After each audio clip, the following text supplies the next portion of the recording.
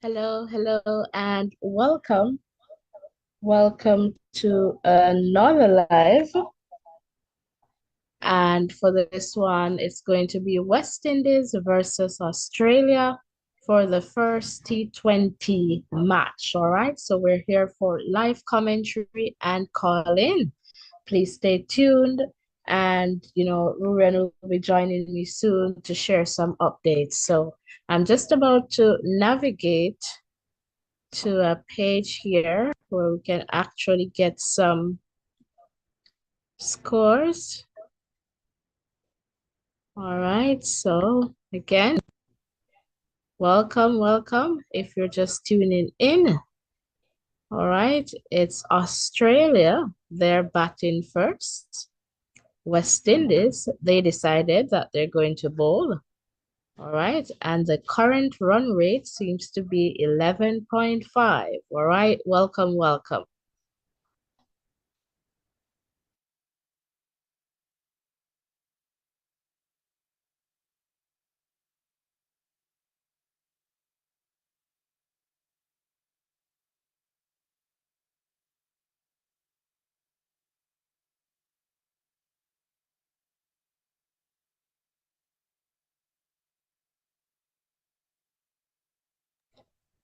All right, if you're in the chat, let me know that you're here. And remember to hit the like button, the share button, and the subscription button. So right now is Warner and Inglis. And Warner is on 21 from about 10 deliveries.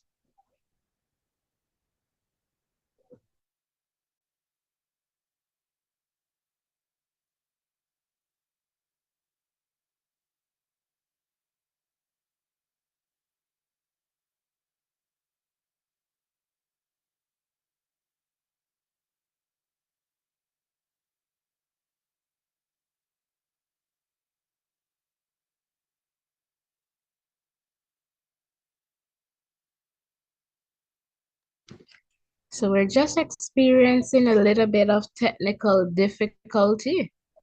So soon we'll try to resolve that and Ruren will be able to join you and share.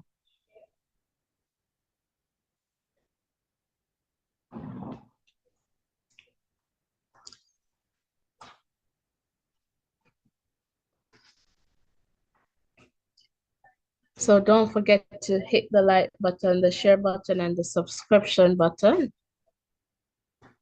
And right now, Australia is on the go. That was just a six there, I believe, from Warner. All right, and they're going again. It's another boundary, this time of four. So Warner is not joking right now. Again, guys, welcome. Don't forget to hit the like button, the share button, and the subscription button. Who do you believe will win this one? There's a poll going on in the chat there, so ensure that you let us know.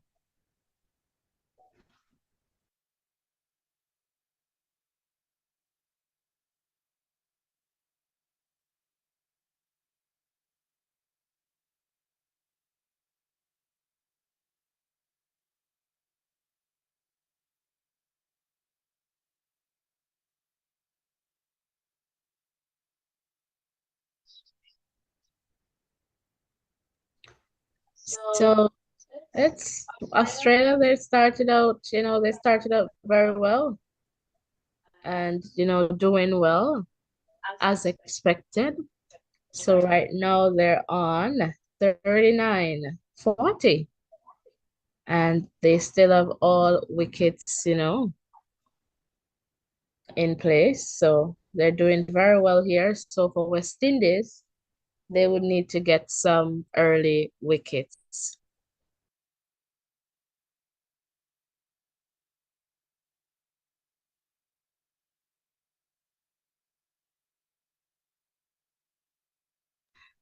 All right, so I'm just going to turn over to Ruren. Hello, Ruren. How are you doing? Hello, Natasha. How are you doing? Top of the morning to you. Oh, good morning to you too. Good morning to you too.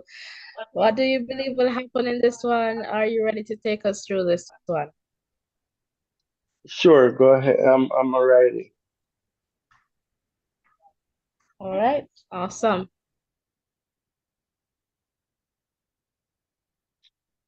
So it's Australia batting first, off to a flyer, 40 runs from the first three overs, and the runs continue to flow as Azari Joseph is into the attack and is put away for a boundary by English, angling into English, and he just put that one through fine leg for four. And West Indies are leaking runs here and needs to get this one back under control.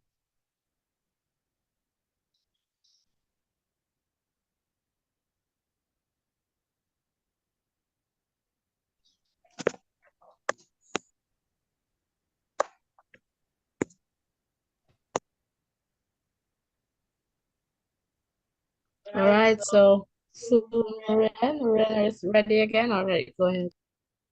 So English knocking this one to cover. So good follow up delivery here from Azari Joseph.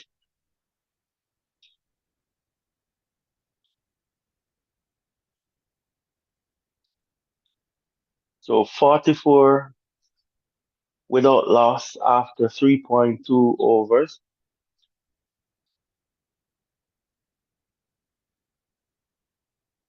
Joseph comes in to English, who whips this one down to square leg, well fielded there by Johnson Charles, and there is just a single here.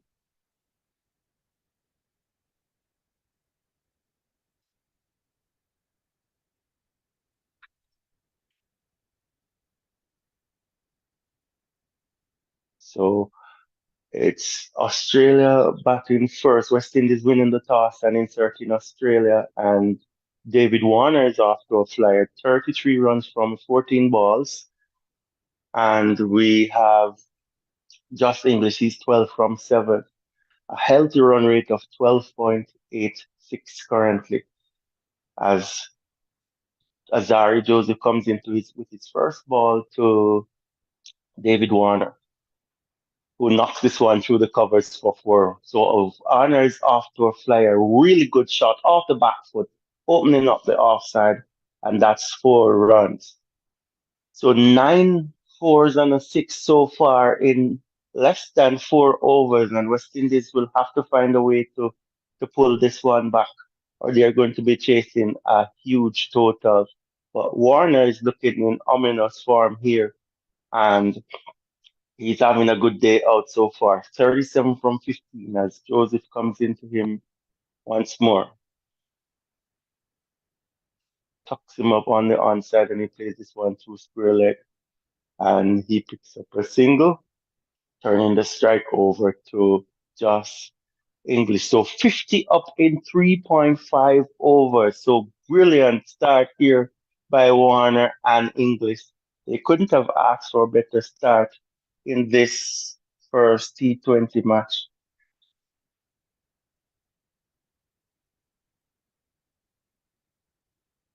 But a much better line from Azar Joseph, making that one close to the body of Warner as Joseph comes in to bowl to English, and he hits in the back, trying to pull. They go through for a leg drive, and that's going to be one run there. So really good start by the Australians. West Indies will have to find a way to get back into this contest.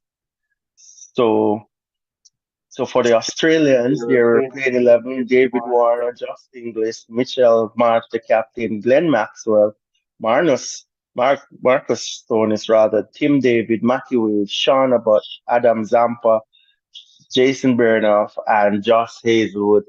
A strong team there. And for West Indies, their starting lineup, Brandon King, Johnson Charles, Nicholas Puran, the wicketkeeper today, Shea Hope, Robman Powell, Sherfane Rafferty, Andre Russell, Jason Holder, Romario Shepherd, Akil Hussein, and Azari Joseph. So it's going to be Andre Russell to come into the attack with his first over. Australia 51 for no wicket after 4.1 over. As Russell comes in to bowl to English and he reversed this one and knocks this one down to the third man boundary for four. So not easing up the pressure on the West Indians. So English playing that one through first slip, beautiful shot, pure improvisation, and he got that one away for four. So the Australians really routing here with some good shots. So they're up to 55 without no loss after 4.2 as Russell comes into bowl to English. He's 16 from 10 and he knocks this one into the onside and he goes through for a single. So Russell having not such a bad start compared to the other bowlers. So 3 balls, 5 runs. And hopefully he'll be able to close from a West Indies standpoint. He'll be able to close this one out. So this one is first ODI is live from Bellary Oval, Hobart in Australia as Russell comes into Warner and he plays this one out to the point boundary where Rutherford comes off boundary to field and there's just a single there. So Warner is 39 off 17. English is 17 from 11. And Russell is having a good over here in the circumstance of how Australia has started out this match. So let's see if he'll be able to close this one out as he comes into bowl to English, full of a length, and English dies brilliant feeling in the cover there by Brandon King, and that's a dot ball. So good feeling there, and as you can see, the West Indies trying their best to come back into this contest. The feelers are, up for the contest. The bowling, has been put under some serious pressure by David Warner, but they're trying to come back into into this match with this over as Russell comes in to bowl to English is short and he pulls this one and that's gone all the way for six. Yes, so that one's gone for six. So spoiling a good over there for Russell. Short on about off stump and English not in total control but got enough back on that one to clear the fence at backward square leg by some 5 yards there, and that's the end of the over. So 12 runs coming from the over here of Andre Russell, and that's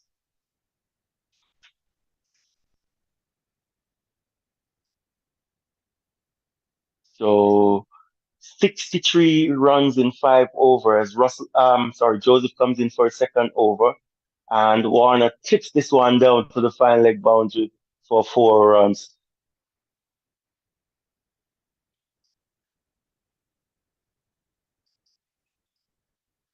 So Warner moves up to 43 of 18 deliveries. English is 23 from 13, and the Australians are off to a super start here. So Ajari Joseph coming full and about middle, slow ball, but unable to trouble Warner with that one. And he puts this first ball away for a boundary. So West Indies under some serious pressure here. Let's hope Azari Joseph can find something here as he comes into bowl to Warner, tucks him up, and they go through for a quick single as he plays this one out in the mid-off region, and he gets a single. So that's 5 runs there off the first 2 balls of this over. Australia, they are 68 without loss after 5.2 overs, and the run rate is 12.75. West Indies have lots of work to do here.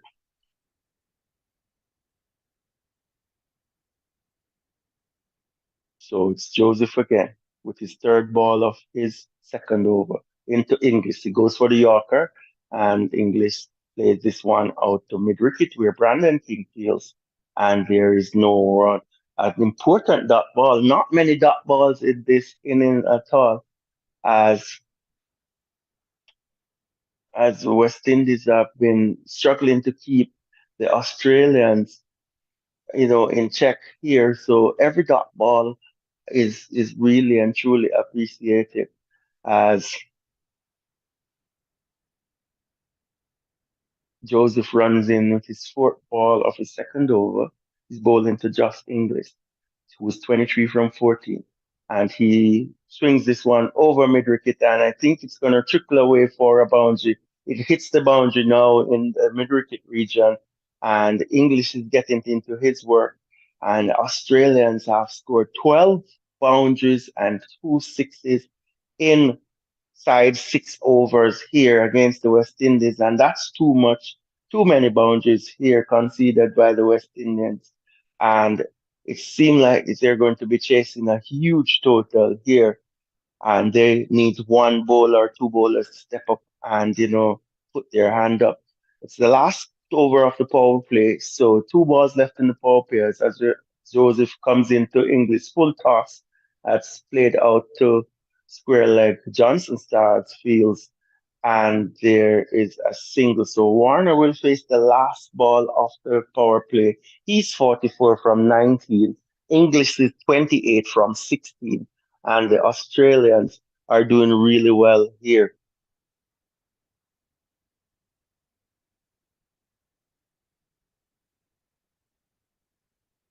So the Australians, they're 73 without loss after 5.5 overs as Joseph comes in with the last ball of his second over, and Warner's down on one knee and pulling that one forward of square. Lots of work to do for the fielder Rutherford. He's unable to do that. And the last ball of the power play goes away for a boundary. Australia, after 6 overs, they are 77 for no loss. And this is a top start here by the Australians.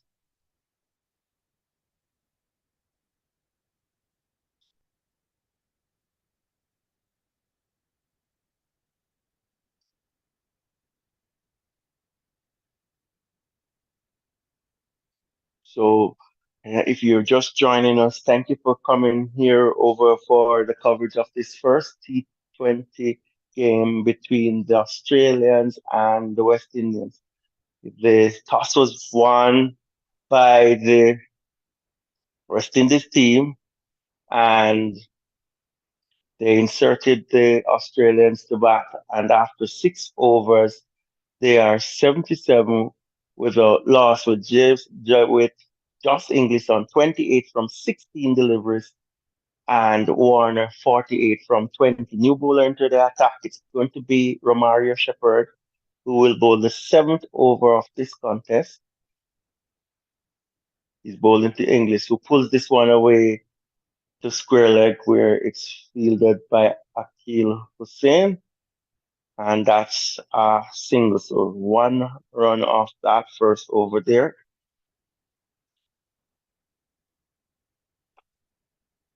So Warner is on strike. He's 48 from 20. So Russell's first over going for 12. And he's replaced here by Romario Shepherd, who's making some adjustment here to his field. So he's sending the point fielder out, pulling mid off into the circle. And there's a backward square leg out as well. So let's see what happens here. Shepherd comes into Warner, goes wide, just wide of um, the keeper Puran. He got a hand to it, was unable to complete the catch, and Warner gets alive. He goes on to 49. But that was a good ball by Shepherd, wide and full on the crease. Warner going for that little cut, Puran went full stretch, not getting it into the palm of his hands, brushing his fingers on the way through, and that one went down. It's a difficult chance, but you need to take these in order to put your opposition under some pressure, and that wasn't taken as Shepherd comes in. He bows to English, who does the lap sweep over Holder, who's that short fine leg, won't go into the boundary. They're back for 2 runs, and that's not a bad result for the West Indies in this case, as Shepherd has bowled 3 deliveries. He's conceded 4 runs, and the Australians, they're 81 without loss after 6.5 overs.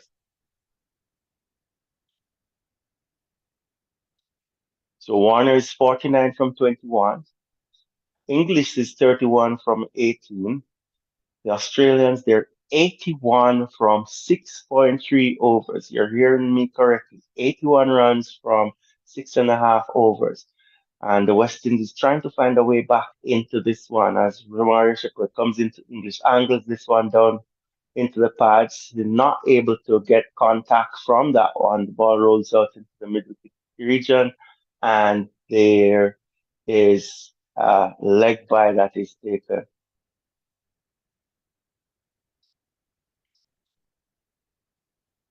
So that's what is happening here as we look at Romario Shepherd coming in for his fifth ball. Needs to close this over out really well for his team. A good start for the Guyanese here as he comes in to bowl fifth ball of the over, and Warner plays this forward off square out to the boundary where it is fielded, and that's just one. Warner raises his bat. That's a 22 ball 50, and well played David Warner's 25th 50 in in T20 eyes, and he has a 100 as well. So he's playing in his 100th T20 match for Australia, and that's a good way to celebrate your 100 in your half century in your 100th match. Shepherd closes out his over pretty well with a short one. Oh, well, it's called for a wide here. A late call by the umpire for sure. I thought he got that one. Well, Romario Shepherd isn't happy with that one, but we'll check the height on that one. But English was trying to play the uppercut with that. It was a slow bouncer, and he was called for that one. I could see what he was attempting there, but that did not work for him as he comes in with the last ball of his over, which is knocked down to backward square leg. That one is goes for a single as he completes his over. Good over in the context of this game, over going for 7 runs, and that's the best over the West Indies have produced so far. So 7 overs into this one as we reflect on David Warner's 50, 50 coming up in 22 balls, 9 boundaries, and 1 6. So really good start here by Warner, giving a lot of impetus to this innings. And let's see how this one will pan out.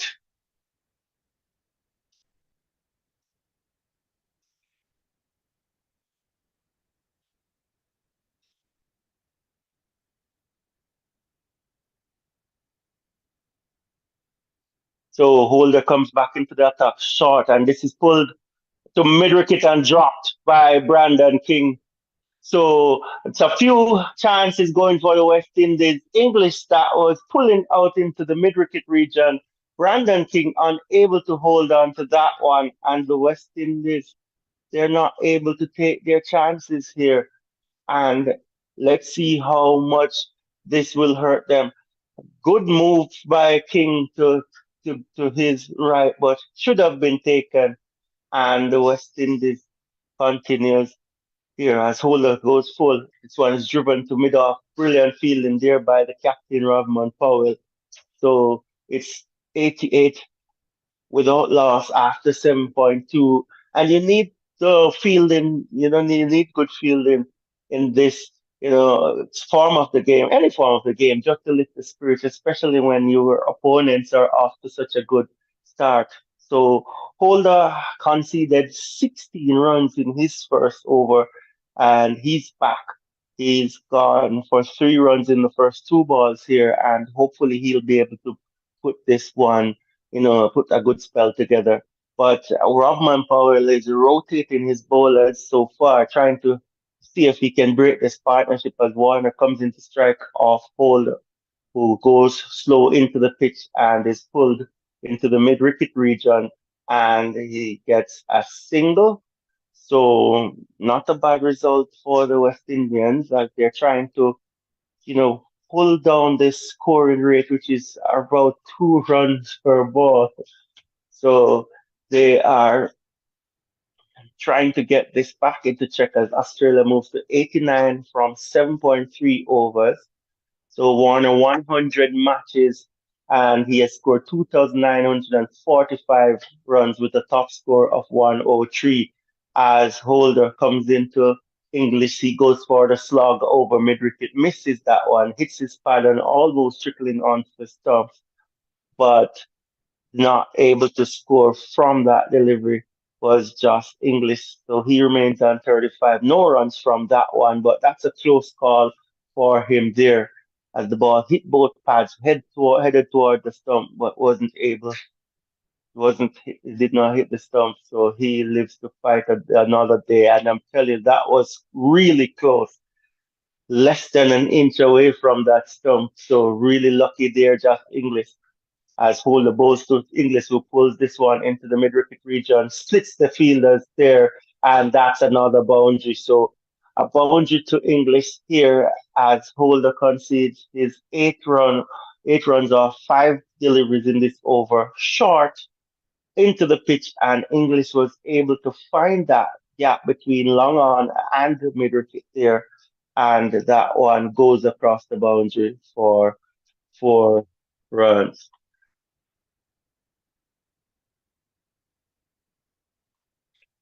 So Holder with his last ball would want to finish off this over pretty well. Full and off, just driven to mid off, and Powell takes the catch.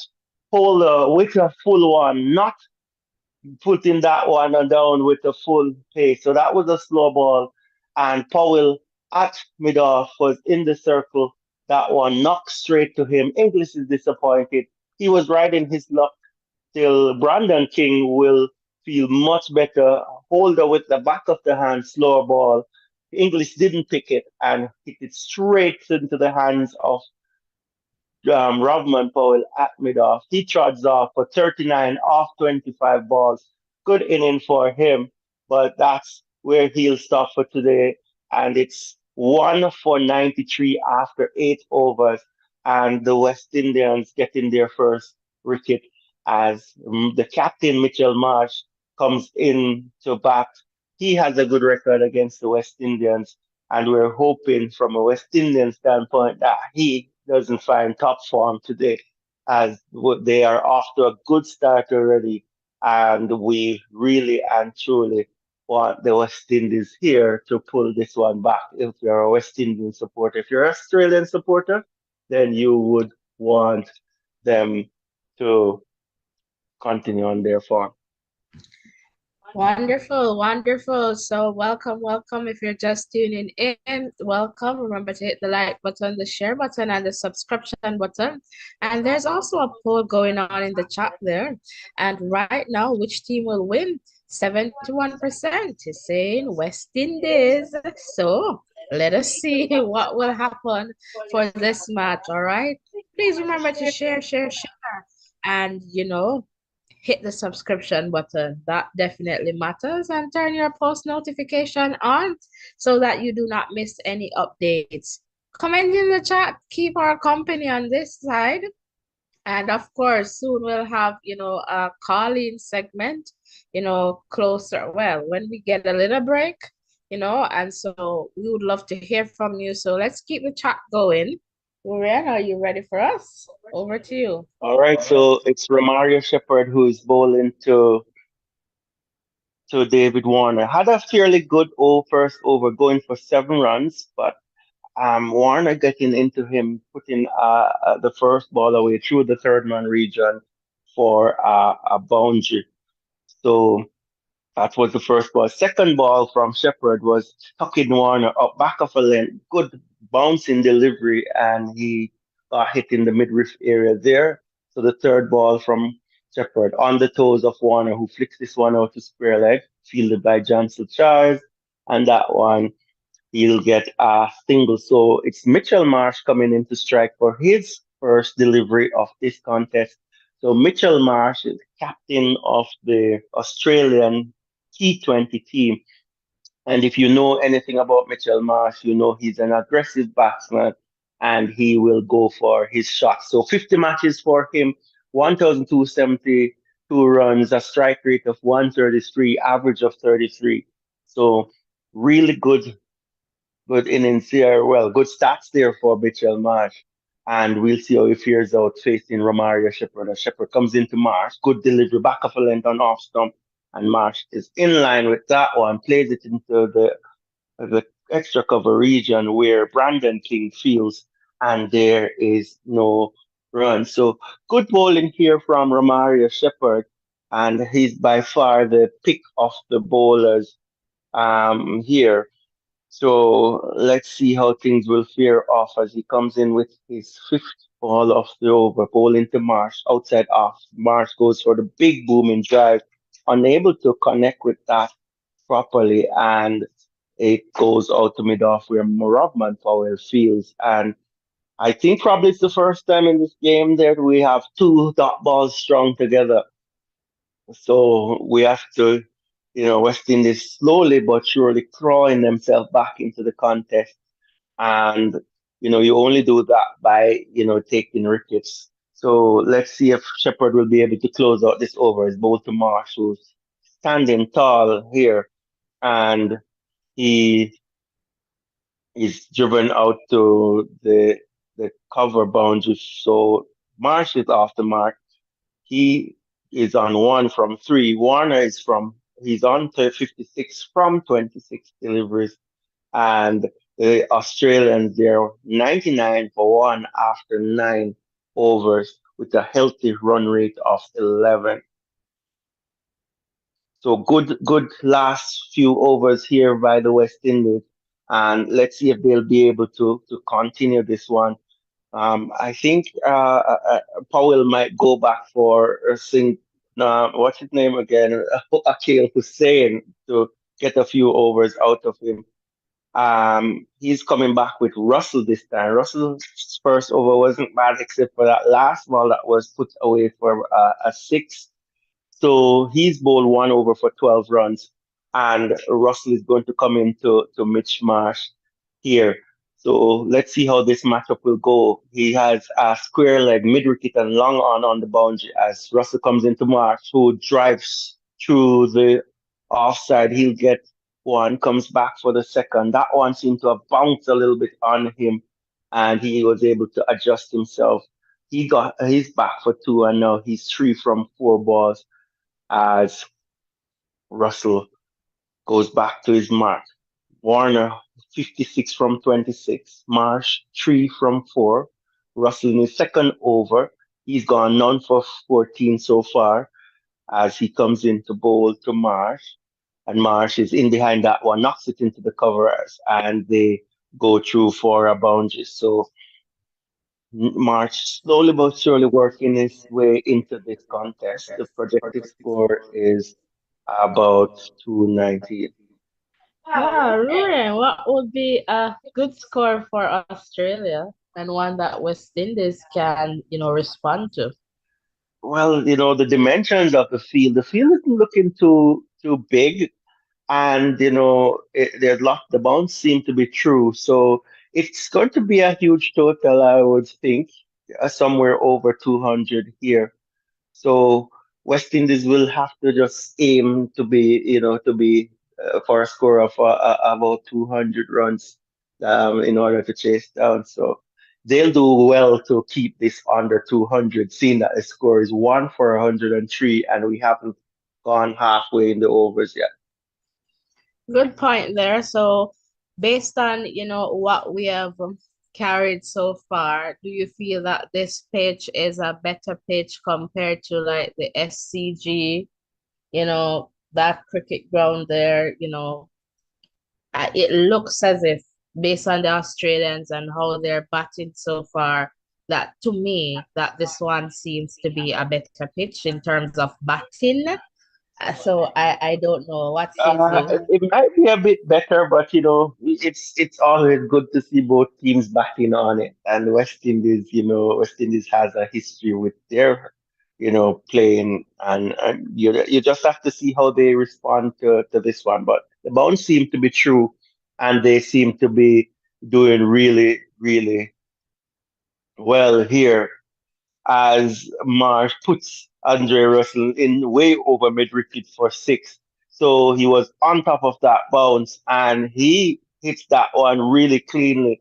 His first boundary here. Russell starting this over pretty well, but this one short of a length and Marsh standing to his full height and knocks this one way over mid wicket for six. That was a brilliant shot there from Marsh. He took a little shimmy down as well, but picked up the length really fast and he got that one knocked away for a boundary. So final ball of the over, Russell comes in, pitches that one up and he's driven down to long off for a single. So that over going for 11. Russell two overs for 22 runs and just seemed to be having a boundary ball in his over, and that's what you'd want to cut back on here. But to take nothing away from Mitchell Marsh, that was a good shot from Marsh.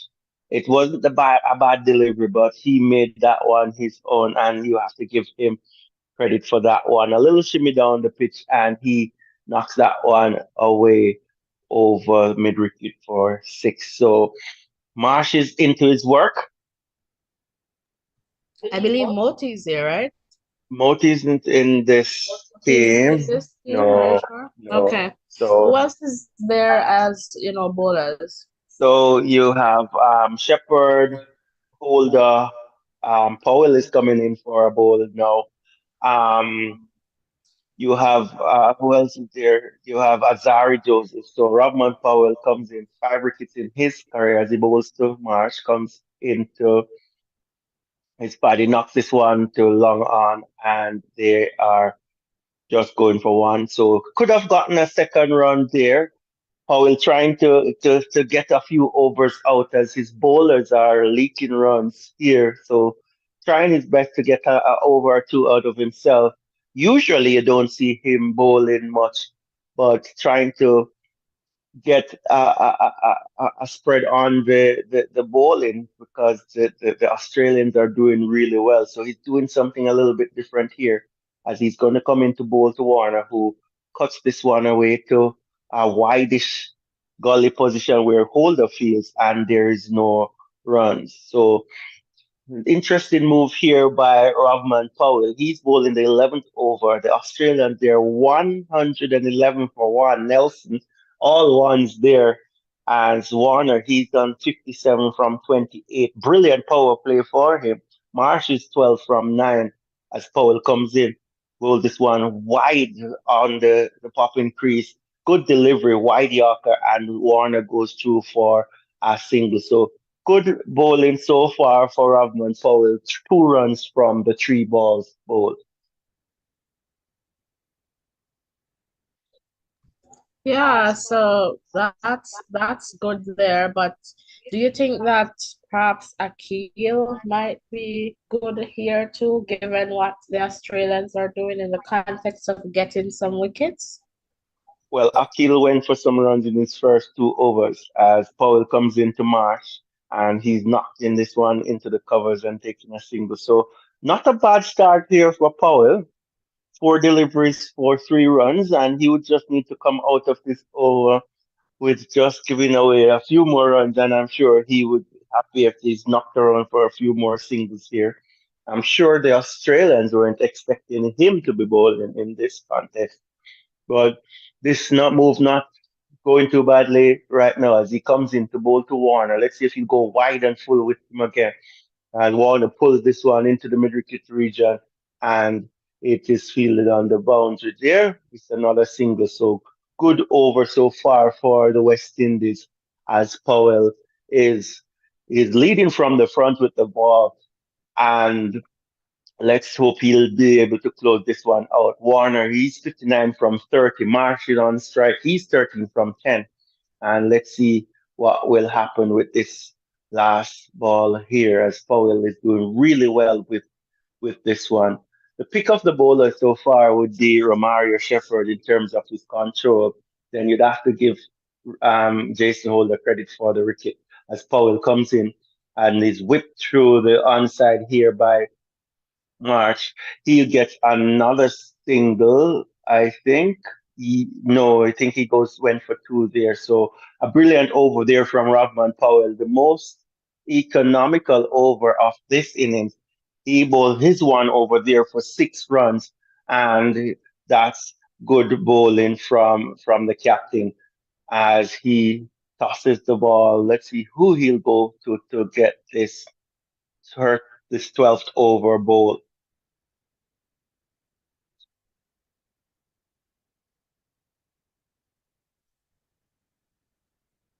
So we're looking at the Australians here, 114 for one after 10.5 overs.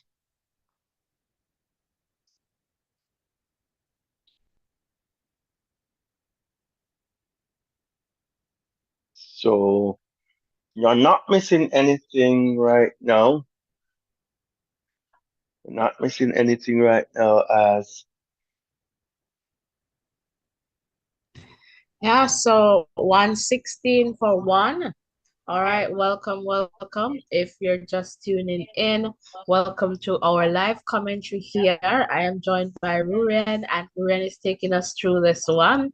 And so West Indies, they decided to bowl first, and so they sent, Australia in, and they've been doing a fantastic job. Right now, would like to see West Indies getting some wickets. Right now, Akil is up and about to bowl, and Warner will be facing the first ball from Akil in this over. But and I guess it so. was gone. That was gone before. So, yes, Hussein being treated roughly here by Warner as Warner slugged this one over mid wicket to gain back some momentum for the Australian side. Oh, Powell diving, but unable to save that boundary there, and probably I'm sure, is going to be disappointed with himself as he should have done better. Warner with the switch hit, and that's 4 more, playing this one down to third man, and Warner is totally getting at Akil Hussein. He's gone for 32 in his 2.2 overs, and Powell is going to have a little bit of task here in terms of managing these last 8 overs or so of this contest. The field is really small based on my I don't know the exact boundaries, but the field looks a little small. Here is Akil Hussein. He's a fighter. He's coming back down the pitch is Warner driving this one too long off, and he gets a single. So knowing Akil Hussein, he's going to give his all. He's a fighter, and we're expecting him to come back into this contest. But obviously, he's targeted by the Australians here, and they have been winning so far. So it's Mitchell March who is on strike to Akil Hussein. Let's see what will happen here as Hussein comes into March, who turns this one into the onside and gives Warner the strike. So that's a good batting here as March is just giving Warner the strike. Warner is, in top gear now. So really doing well here as Hussein bowls to Warner down the leg side. He's going to be called a wide for that one, trying to tuck Warner up, and Warner going for the sweep missing as Hussein tries to come out of this over here. First two balls go onto the boundary. So 11 runs from this over already.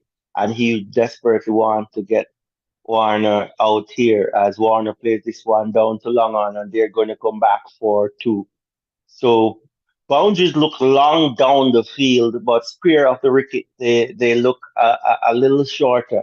So you'd want the batsman to be playing down the ground rather than going with the cross batted shots. So 12 runs, 13 runs from the Akil Hussein over so far. Still has one delivery left as he comes in here to bowl to Warner, and Warner knocks that one, and it goes into the pitch, and there's no run. So dot ball to finish that over. Akil Hussein is 3 overs for 37 runs. You don't see that too often from Akil Hussein. So that's where this it stands right now. The Australians, they have a good platform here to work with, and they can, push on with this kind of start that they have. They're 129 after 12 overs, and it's going to be Azari Joseph who is going to come back into the attack with his it is third over here.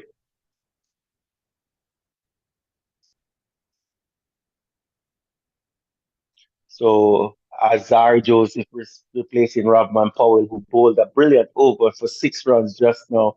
Powell, two to Joseph, 2 overs for 24 runs so far, three dot balls. He's going at 12, and we're hoping that he can make an impact on this one.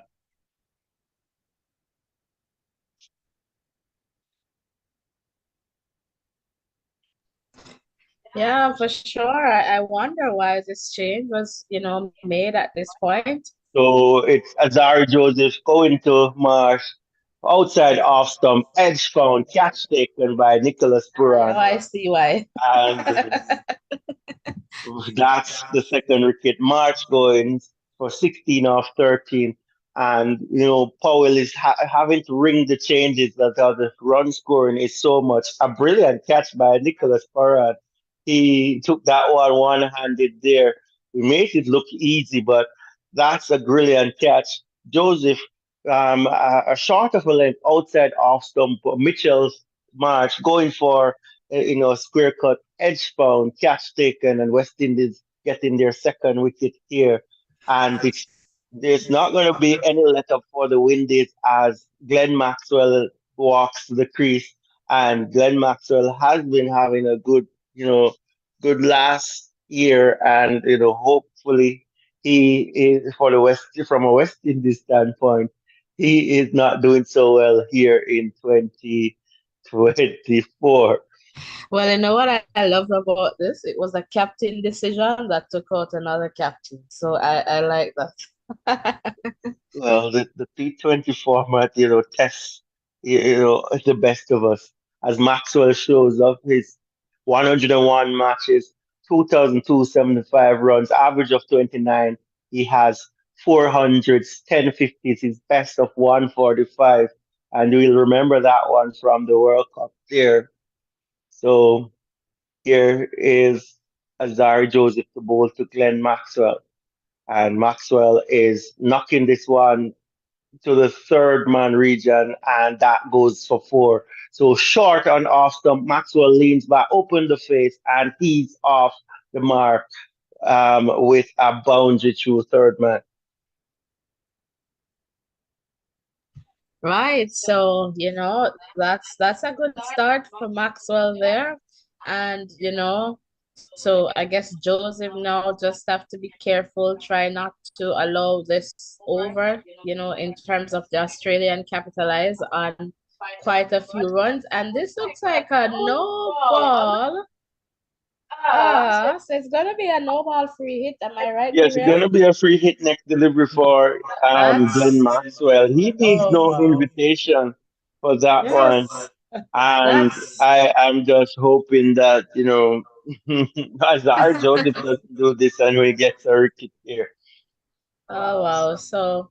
So it's going to be a free hit here. Free hit, no ball, free hit. So, and remember they got 4 runs already from that ball. And now let's see what, Maxwell does with this free hit.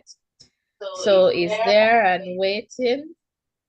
Seem like a tall fellow, somewhat. And Azari goes, and it looks like he's going there. So they'll get a couple of runs or perhaps one. They got a couple of runs or perhaps one run from this one. So Warner is now on strike, and Warner is on 70 of 35 deliveries. Maxwell there, 5 of 2, and 1 wicket so far in this over. So still, Joseph is still doing well for the West Indies in this over. Welcome, welcome. If you're just tuning in, please remember to hit the like button, the share button, and the subscription button. Joseph goes again. And did they get him Yeah, this time? Yes. Similar to how Marsh got out somewhat. I don't know. So, Rured, you can take us through it, but Warner is gone for sure. It's a big wicket here for the West so, Indies. thank you, Natasha, and that's a brilliant call by Robman Powell to get um, Joseph back into the attack. So, getting March off the first delivery of the over, and in the fourth delivery of the over, he's bowling to Warner, short down the leg side. Seemed to be a slower ball bouncer. Warner went for the pull. It got some glove and it went through to Nicholas Puran, who took his second catch of the game. Warner is out for 70, and West Indies trying to plug themselves back into this one. Absolutely. And Warner doesn't seem to like that very much. He knew that he had messed up, I guess, after just going for that. And this looks like Stonis going to come in. But this is a big over for the West Indies, getting, 2 wickets from this over, some top batsmen, leaving. And so this is what we want to see, West Indies disturbing the Australian order. And so to give themselves a very good chance at winning this ODI. And the last time I checked the votes in the chat, the poll there, 71% said West Indies. They're going to win this one, and West Indies are trying to put themselves in that position to ensure that they are able to win. So after 12.3 overs, it's Australia 135, let's say 136 now for three after 12.4 overs. All right, so again, welcome, welcome. Please remember to hit the like button, the share button, and the subscription button. Just support us, guys, and comment in the chat. Just keep, our company over this side. Let's keep the engagement going. Tell a friend to tell another friend to come on over. And the beauty about it, most of the persons here seem to be supporting the West Indies. So go and tell another West Indies, fan to come on over and rally around the West Indies. So we're just waiting for Rurian to come and join us. But we're still in this, over here with Joseph. And it's going up again. Could we get another wicket? This would be a super, super over. And he goes up with the intention of getting a wicket, of course. And we get a strike there, big and powerful, good fielder out there. So not going to the boundary. And I believe they get, is it 2 runs or just one? So good over here. This is a big over for the West Indies so far, with just about one, I guess we could say, legal delivery left. All right, so we're just waiting for that. But this was a big over, a very good over for the West Indies. And let me just say, a good call by the captain, Powell, from the West Indies to replace himself with Joseph, and it has paid off. But right now, good fielding again. So they're not getting any boundaries here. So I guess they got another run there. So after 13 overs, it's 138 for 3 wickets. So not bad. So Australia still, in a position right now, if I were the captain, given the amount of wickets and the overs, I'll say you just have to hit hard because T20 does not give you that space to come and mess around and lose balls. And I feel like Australia, they can do that. So if each person comes now in the order and say hit hard and get, a 10 or a 20, as opposed to watching the balls go. But on the West Indies side, West Indies wants, to see that in the sense where they're able to get some more dot balls. Don't care what Australia wants to do there. The context of if they're going to hit hard, but they are still here, ensuring that they have a total that they can respond to. Now, Russell. So Andre Russell is taking the bowling right now. And let's see, perhaps about one run here from his first delivery. All right, so good so far. And the chat is very quiet. Chat is very quiet this evening, this morning, rather. Let me know where you're tuned in from. Certainly, if you're in Australia, perhaps it's not even morning. So, hello to wherever in the world you are. All right, so Rasta goes up, and this looks like a boundary this time. Good delivery, fielding, good fielding. But I feel like they're going to check that. I'm not sure, Ririan, because there was a little slip. Was that Brandon Yeah, King? Brandon King, but not having the best day in the field. But this one just plugged in front of him and it bounced and hit him, but he was able to recover well and he eventually saved the boundary there. But probably could have gone for the catch as Russell comes in. Yorker led delivery to Marcus Stone is the new batsman here, and he digs this one back out but to Russell. That one tailed in there. So good delivery here from Russell. And Marcus Stonis was up to the task, playing this one back to him. So the last 21 balls, 30 runs and 2 wickets as Russell comes in to Stonis once more. As Stonis swings this one away over long on. Let's see if he'll clear the boundary. Yes, he does. He has that one into the park. Slow look, but length delivery from Russell. And that one is into the bushes. I'm not sure if they will be able to find that one back, but Well, the Australians will find it for the Australians because the ball is working for them now. And this is what I'm talking about when I say just hit hard for them because, right now that's what they need to do at this point, the Australians. And look, they're looking for it. Trust me, they're looking for it. quite a few Australians they're looking for the ball. I see them coming back, so I think they might have found it.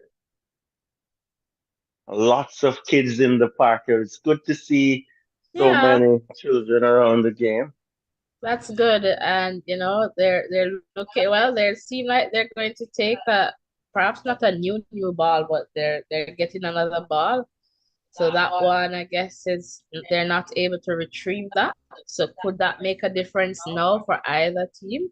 We'll see. With a ball being introduced here at this point, right? That was a very good play.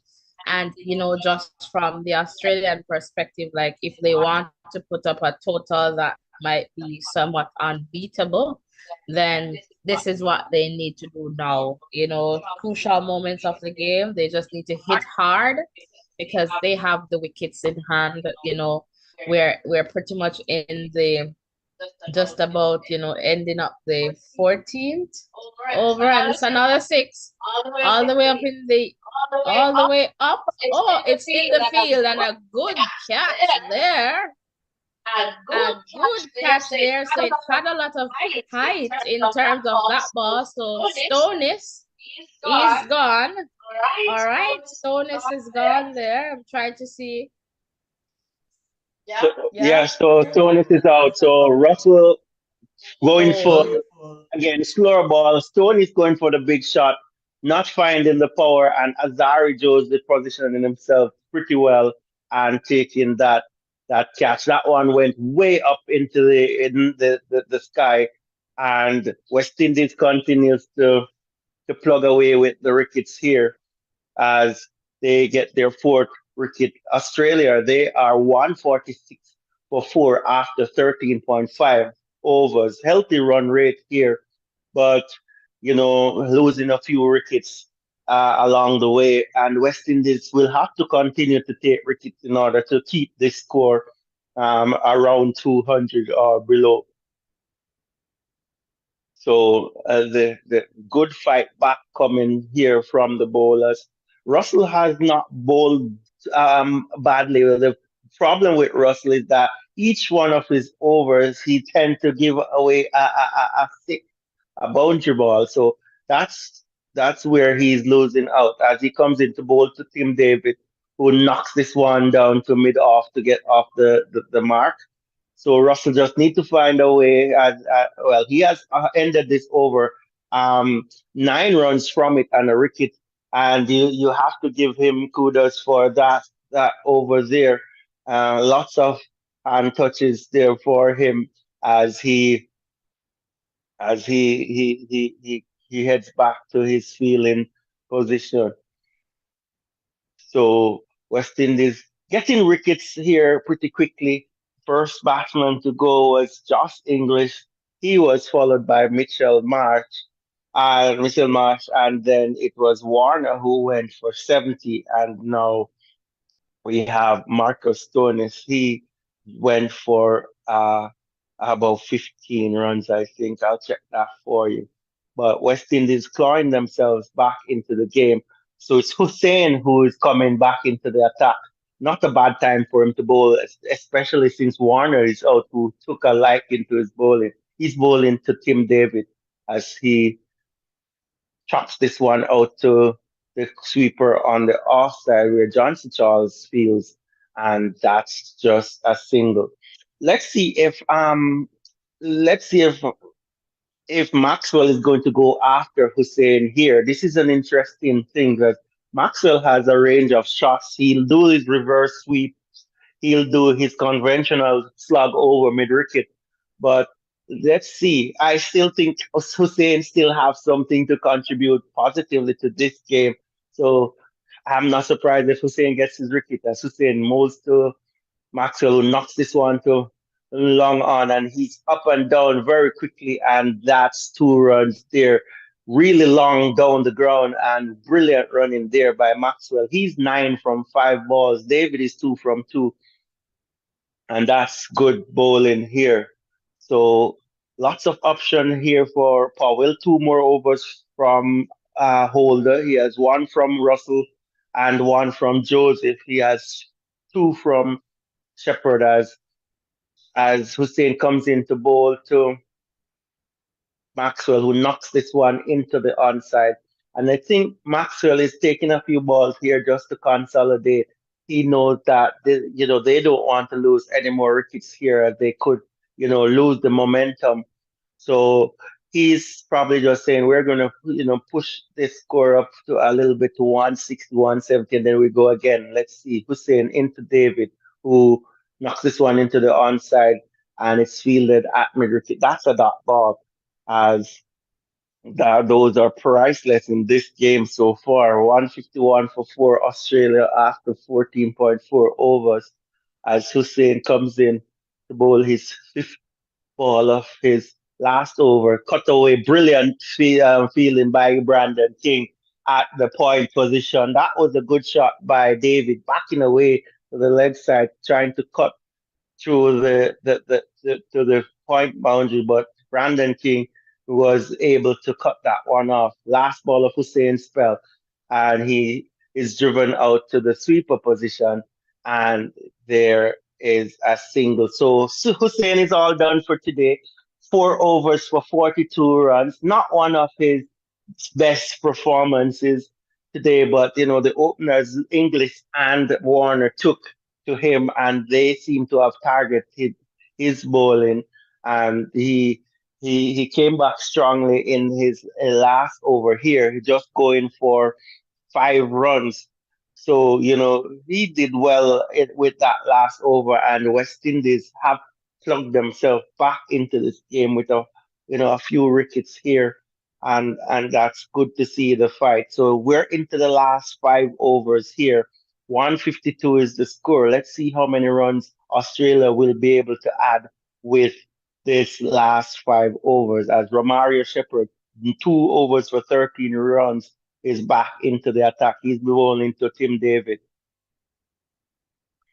who drives this one to long off, and he's going to get that 2 runs there. Well placed, that one, as David is trying to work himself into, some form here in this match. So, yep. For sure, for sure. And welcome, welcome. I can see some persons here in the chat. Welcome. Please remember to hit the like button, the share button, and the subscription button. And right now, the poll, I'm just looking at the poll, 62% saying the West Indies will win, 38% Australia. So we see Australia, the support is going up. And so welcome. And right now, it's another four in that context. So it's 158 for four right now. All right, so welcome, welcome. If you're just tuning in, welcome to our live commentary. And as soon as they break, we'll have time for, a couple of phone calls. All right, so we're looking forward to hearing from you in that time, and just comment in the chat and let us know where you're tuned in from. So David is still on strike here. Shepard goes up, and it looks like this is going to be a boundary. No, well fielded there, I guess by Joseph, it looks like. No, but well fielded there by the West Indies. So that's good there. But they got, I guess, perhaps one or two runs, one run from that. So Maxwell now is on strike. So 159 for four after 15.3 overs. All right. So let us see here. Shot taken there. Looks like a wide. I'm not sure, but it looks good to the umpire, so no worries there.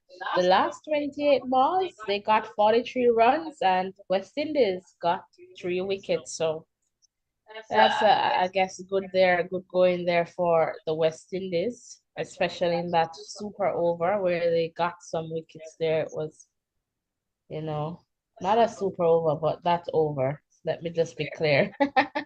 So I don't confuse you listeners, but welcome. And that looks like another wicket, right? So that's another wicket. So Australia, they're falling like rain right now in terms of wickets. And was that King who caught it this time? So King has redeemed himself here by taking that catch. All right. So that is another big wicket. And again, West Indies just setting up themselves for a total in which they can defend. So good bowling there from Shepherd. And let us see, I think we have one legal ball left in this over. And right now it's 159 for five. So if we can restrict the Australians to at least about 170, 180, that would be good. My co-host is saying no. But from an Australian perspective, my thing is they just need to come and hit big. And I think they're trying to do that, but the bowling right now, the West Indies bowling, is, in that way, which is good for the West Indies because they're hitting, but, I guess perhaps the ball is a bit slower.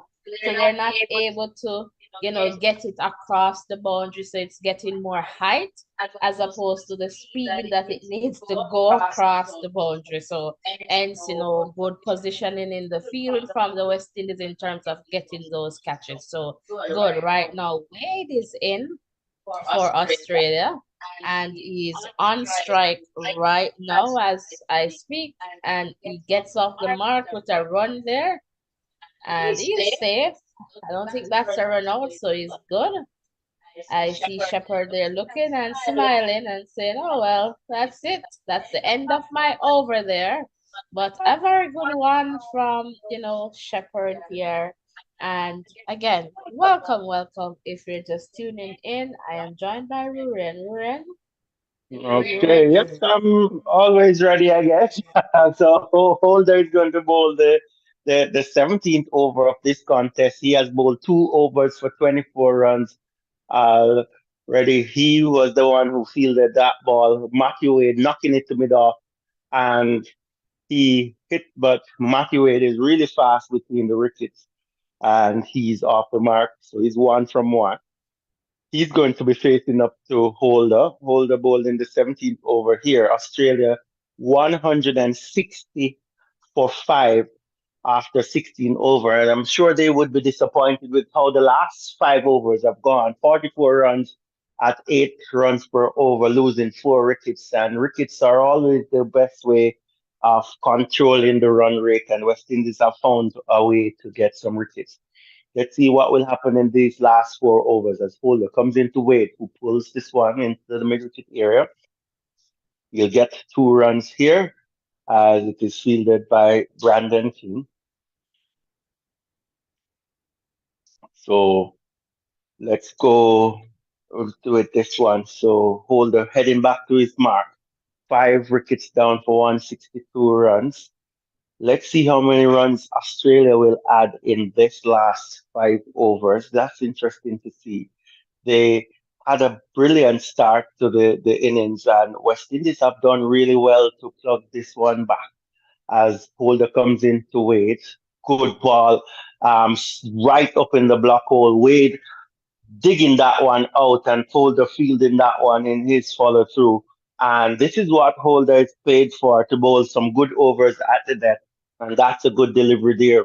So two balls in his third over here, not doing too badly, and he just needs to continue doing that as we see the wind, how the wind is blowing here, and West Indies might need to take, a note of the way the wind is blowing in order to construct their innings as Holder bowls Wade short outside off stump and he knocks this one to Rutherford on the boundary and he misfields and Wade is back for two. So just a little fumble by Rutherford out there and Wade was quick to pounce on that and come back for the second. So you can't afford to give away anything in the field here as the Australians are really, really keen on this. So West Indies will have to tighten up in that regard. A few little blunders in the field so far as Holder comes in to Wade, who drives to Rutherford once more. He picks up cleanly this time, and there's just 1 run. So 4 balls bowled in this over, 5 runs from it and Holder doing pretty well so far. Hopefully, he'll be able to close out this run, close out this over. Australia, they scored 110 runs in their first 10 overs. So in the next 6 overs, they have scored 55 runs for the loss of 4 wickets. So West Indies coming back into this one as Holder bowls to David. This one is going to be bang behind square on the onside for four. Ill-directed slow ball bouncer, and that was easy pickings for Tim David, and he knocks that one away for four, and that's not a good ball there for Holder, spoiling his good work so far. So 1 ball to go in this over, and he'd want to close this one out well. So 24s hit by the Australians and 4 6s as Holder comes in with his last ball of his third over. And David goes down the ground with this one, and that's 4 more. So ending this over with 2 4s. So 14, 13 runs from that Jason Holder over, spoiled with those 2 last balls that went for four. So David into his work now so Holder going full and David going straight down the ground, and he is knocking that one for a boundary. So the Australians trying to find back some momentum here as 3 overs to go. They are 173 for five. Um, Wade is at the crease. He's on 6 off 5. David is with him. He's 18 off 10 deliveries as Shepard comes in to close out his spell. So Shepard so far 1 for 21 after 3 overs. he is by far, I would say, the pick of the bowlers. He's done really, really well as Shepherd comes into Wade. He pulls this one wide outside off stump and is called. So trying to keep the ball out of the hitting arc of Matthew Wade, but pushing that one too far outside off stump this time, and he's called for a wide. So interesting times ahead here. Will Australia post a score well over 200, or will West Indies keep them to around 200 as Wade comes down the pitch and knocks Shepherd into the stand? Beautiful shot over the extra cover region. That was a beautiful shot from, Wade. He was down the pitch and getting the drive. And Wade is a top class batsman, and he dealt with that one really well. Made the shots from his movement down the pitch, and the timing was perfect as Shepherd comes into Wade with his second ball of this over and is knocked down to mid on.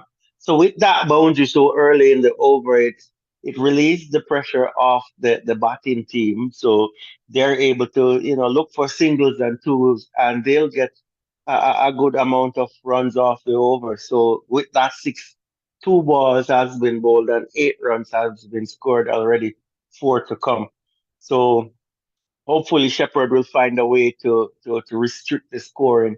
And one good way of doing that is getting a wicket. So let's see what will happen here as he goes into bowl to Tim David. The highest score at this ground is 212. That was scored by Australia themselves. So versus England. So here is Shepherd in the block hole to David, who knocks this one to mid on, and they will not get the second. Good fielding there by Brandon King. So David gets a single. He moves on to 19 from 11 balls. Wade is 13 from 7, and the Australians, they're 182 for 5 after 17 and a half overs. Yeah, for sure, with a run rate of 10.40. So welcome, welcome if you're just tuning in. And Puran is calling for something there, but Australians, they got a wide. All right, and I can just say in the context of the poll right now, 56% is saying West Indies will win, and 44% is saying Australia. So we're getting some more Australian supporters here. All right, so welcome, welcome. If you're just tuning in, remember to hit the like button, the subscription button, and share, share, share. So Australia, they are, batting first. So 184 for 5 right now after 17.4 overs. And so we'll love to see if the West Indies can respond to a total. Right now, I believe the Australians, they're trying to get to 200.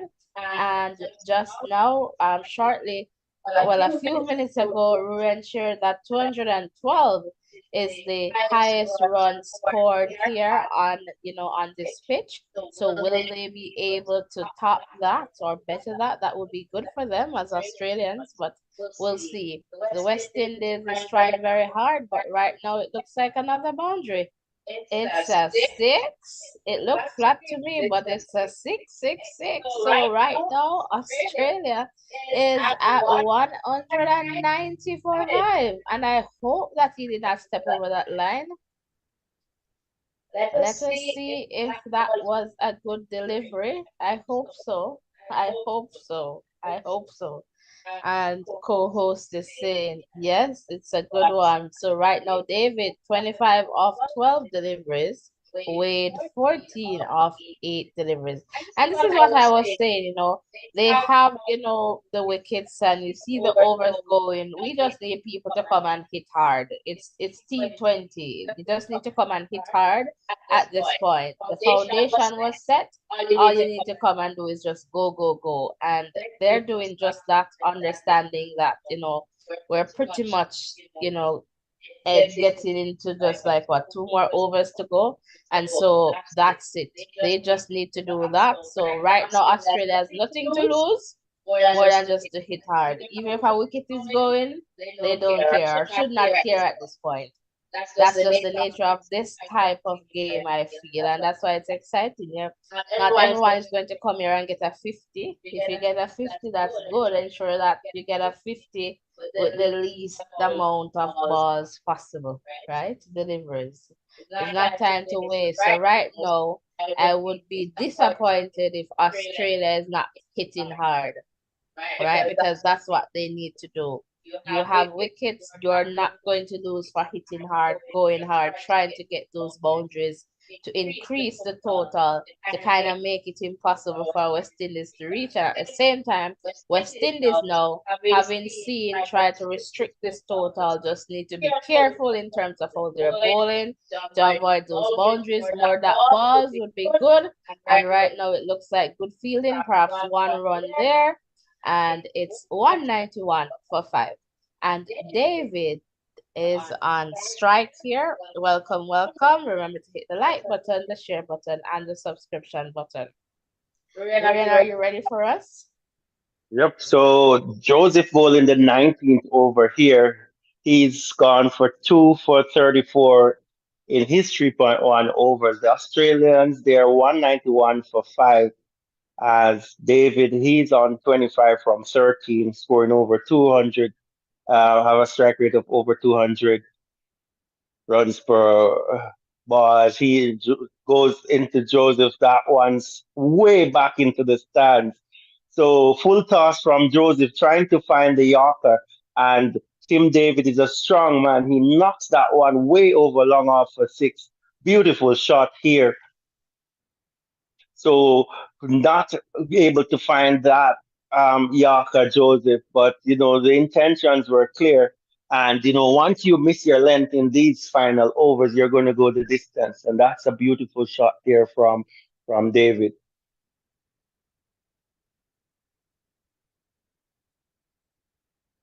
Beautifully hit delivered there. Like that was not the easy shot, about knee height, that full toss, but David got it in the middle of the bat and he kept his head down and swung that over mid off. Beautiful shot, 31 from 14.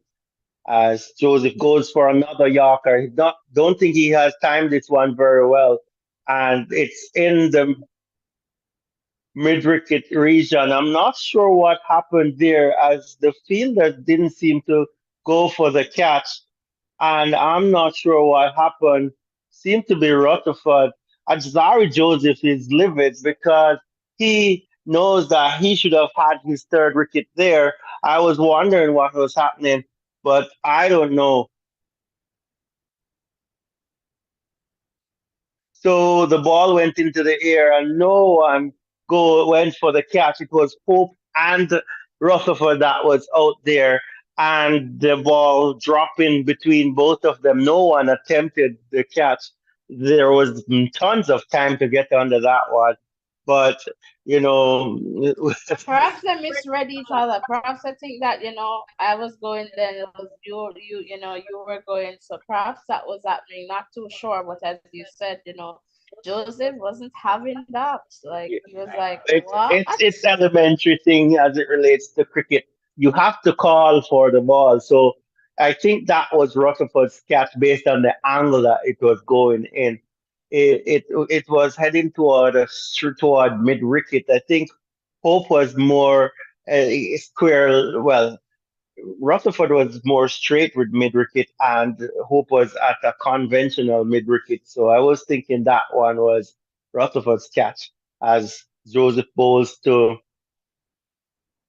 Wade, who knocks it to the cover boundary, and the crowd is making lots of cheers for Rashford as he feels this one. They're saying, "Oh, you went and feel this one, so good for you." They're giving him some support there, and I tell you, there are lots of stuff that happens in the game apart from the cricket. And More from the bat and the oh ball. boy, yeah, Rashford is really, really being given some support there from the staff. For sure. And Australia now 199 for five after 18.5 overs. And they seem to be going for the boundary here. That's another six there. So Joseph drifting in the pads of David and he's punishing him once more. That's the 200 up for the Australians. They're 205 after 19 overs.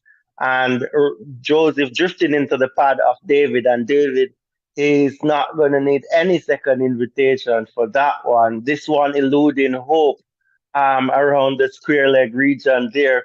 And the Australians are now over 200 runs with 1 over to go. Well, they'll check that one out. I gave it That six that looks like initially, but let's four. see what they will do here. Guess it remains. I don't know.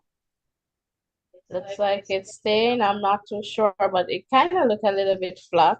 Yeah, the But let's angle wasn't the best to spot that one. So the last 3 overs, 45 runs, where David is putting his feet down on this one. Here's another it's angle a from the better boundary. angle. Yeah. Let's see. The fielder should have a good idea. Oh, And it's into it's the hitting the boundary. cushion on the Yeah. foot. Looks like a six then. Yeah, it's definitely a six. Gonna be a six because it's falling right in there. So Zooming in on this closer. one. Yeah. They say four. Well, it's probably just pitching before. Yeah, Just. just pitch the four. West Indies perhaps saved by 2 runs here. I'm not sure Yeah, if I definitely pitching before hit yeah, the. because this looks like it's going to Australia is going to go down to 203. But 2 runs can make a big difference. Big difference in this one for sure. So And, based on this, they might be passing their highest total here at this ground. yeah, that's I'm looking out to see if they're going to They're pass the 205 212. already, so 7 runs in that last over. Andre Russell Bowles So at they're seven going to run give it over. perhaps a four. I don't know. We're still here trying to figure out. I think they're going to give it a four. I think they're going to give it a four here. So they're So yeah, changing it so they're for changing awesome. it. So it's going to be a four. So good there for the West Indies. So now 203 for five. All right. So not a six there. So here the Australians. So with six deliveries remaining, we'll see what they do. I feel that they can top that 212 unless West Indies gives Well, I them hope not, some as dot Russell comes balls. into Wade. Good ball up in the block hole, and this is driven for four. Beautifully placed by Wade. That's an amazing shot. There were two players up on the drive, and he split them perfectly. I thought he would pick one of those players out, but angled the bat really well. Russell going full on an off stump, and he drove past mid off for four. Beautiful shot there. So let's see how many runs they'll get from this final over. But so here comes Russell once more to Wade. Slow ball outside off stump. That was an inside edge, and he gets a single. So a good return there for Russell, who is entrusted with this last over here. And the game has evolved so much. So not only the batsman and the wicket keeper wears helmet out on the field, but the umpires too, because the players hit the ball so hard at times they are fearing for their own safety. So David comes in strike here to the third ball of Russell's over. Four from the first ball, one from the second. Let's see what will happen here. Hopefully, Russell will be able to deliver some good deliveries as Russell comes into David in the block hole, and good delivery from Russell, angling in on leg stump. David unable to go underneath that one and knocks this one to mid on for a single, and that gives back the strike to Matthew Wade. So David is 37 from 17 balls, four fours and two sixes. Two lusty blows there of the West Indian bowlers, and he has given them the impetus in the last few deliveries. As Russell comes in, he bowls to Wade, short ball, and he pulls it to mid wicket. Brilliant catch taken by Brandon King, and West Indies still chipping away with the wickets here. short of a length, and Wade went back for the pull off the toe of the bat, and he found the hands of Chase. My bad, my correction. So it's Roston Chase who takes that catch. He's a substitute on the field for sure, and Russell gets his second wicket, and Wade goes. So West Indies doing really well. Two deliveries left in this one, and Russell having a good comeback here. Short ball, making good height on Wade, unable to get underneath that one, picking out Rust and Chase perfectly on the mid wicket boundary there, and West Indies getting their sixth wicket. So it's Sean Abbott that comes to the crease. He was, integral in the win in the ODI series. Let's see if he'll have anything to say with this one. As Russell moves him, it's up in the block hole, Yorkland delivery, and that's about. He's coming in. He's gone out, and Russell's gonna have a one ball duck for Sean Abbott. This is amazing from Andre Russell. Like, that's the ducky there. And guess what? Australia is not yet at the 212. So, but one ball can make a difference. So let's see what Russell does with the last delivery. And that would be super amazing if West Indies is able to come and top that, score here on their turf, on their territory. That would be awesome. So Sean Abbott, he goes with the ducky. All right. So So brilliant last over here by Russell.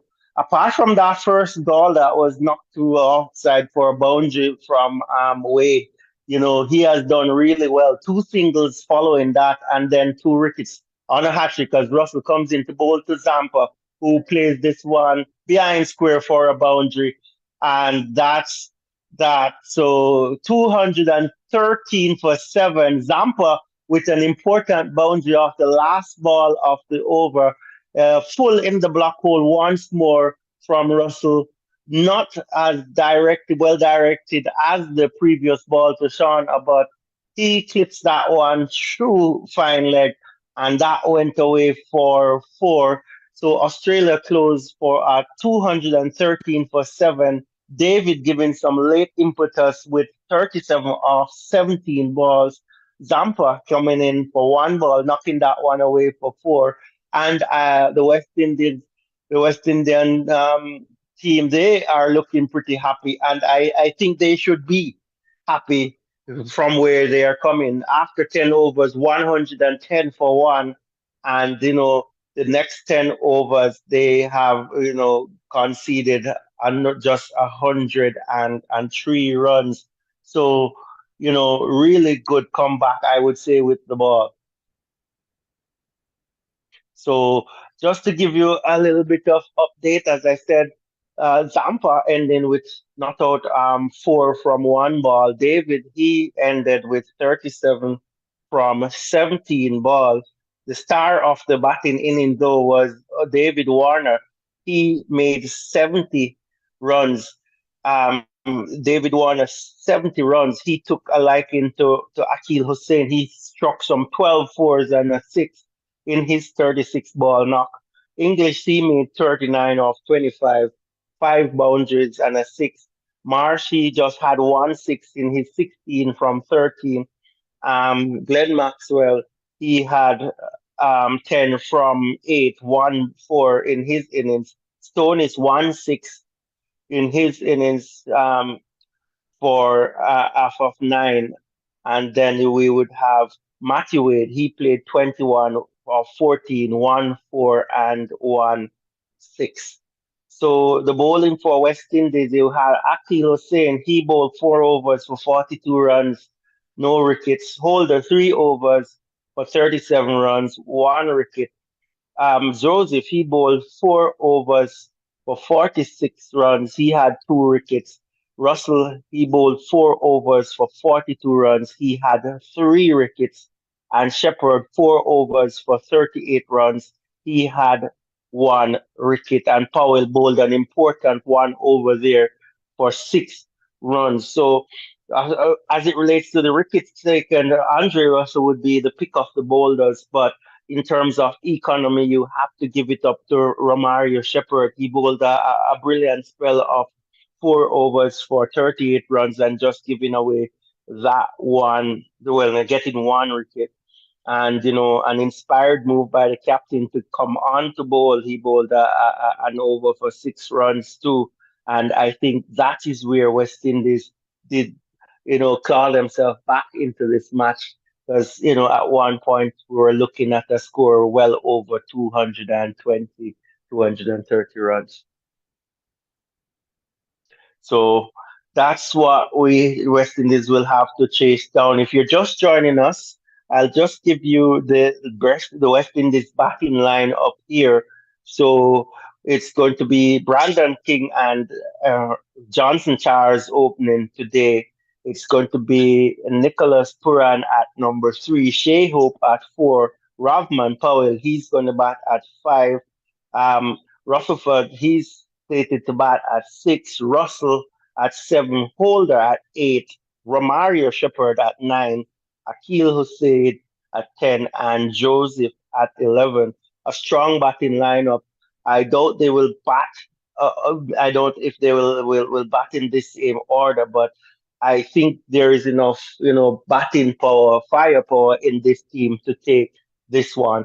The field at Hobart seemed to be, short square of the wicket, but down the ground seemed to be long. So I think it's going to play in the hands of the West Indies batsmen here, and hopefully they'll be able to get 214 runs to take this first one. But if you were watching earlier in this one, you would have to give them a lot of kudos for coming back into this game.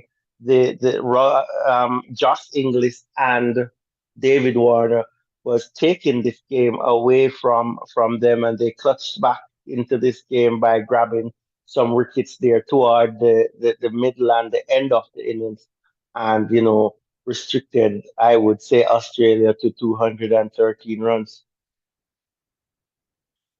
So if you're just joining us here, thank you so much for, joining us for this coverage of the first T20 match between Australia and West Indies.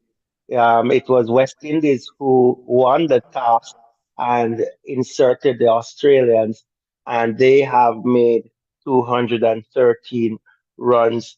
So West Indies yet to, respond, but it's set up for an exciting chase.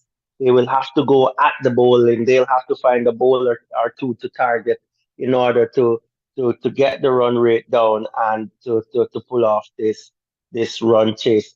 But it's set up to be a brilliant match. So it's going to be an interesting run chase. It's going to be interesting to see how the Australians approach the bowling as well. The West Indians bowled a lot of variations, but you know the variations that they bowled were effective. I would say a lot of slow balls and slow ball bouncers, going wide of the wicket, different field places, and that paid dividend. So it's going to be 214 runs needed by the West Indians. And, looking at the wagon wheel, a lot of runs were scored on the offside there between point and third man. And, that's something that they will have to do to win this match. For sure. Welcome if you're just tuning in. The WhatsApp number is in the chat there. If you'd like to call in, would love to hear from you. All right. So WhatsApp call only. That number is in the chat. And also there's a poll there going on in the chat as well. So please remember to just, share with us. So far, 56% of the voters said, West Indies, they're going to win. all right, compared to Australia with 44%. So right now, based on what the chat is saying, West Indies is going to win this one. So would love if you could, just share there in the chat as well. And again, the phone line is open, so would love to hear from you. Right now, West Indies, they need 214 to win this one. And the run rate is about 10.7, all right? And this is the first T20 match between Australia and West Indies. So we know how the ODIs went. So we're hoping that West Indies can, put up a good performance here this morning or wherever you're tuned in, today. And that would be wonderful to see. We want to see the excitement, win, lose, or draw. We want to see that they're playing and would love to hear from you. So don't be afraid to share in the chat. You could just say hello if you want to call and say hello, or just comment in the chat. All right. Keep our company. Would love to hear from you. Keep us engaged. And right now, we're just on a break, waiting for West Indies to take the field in terms of batting. And they need 214 runs from this 20 overs to win this one. Will they win? Would love to hear from you there in the chat. Now we know what they need to do, so that is definitely clear in that context, 214, so at least 10.7. So if they're able to just meet or surpass this run rate, per over, then we know that they're on, you know, a good path there in terms of winning this one. So we're definitely waiting to see how that would go. And, the batting should be good, as Rurian mentioned, given the players that are there. And so would love to see that, as well, going forward in the context of the West Indies. Here can perhaps give us a sense of, what the T20 World Cup might look like. Again, we're not too sure, but would love to hear from you. So welcome, welcome, guys. Please remember to hit the like button, the share button, and the subscription button. Let me just check here to see if I'm missing a call or so. So let me just check to see if your calls or any call is coming through the system here. All right, not sure. It doesn't appear that way. All right, so welcome, welcome.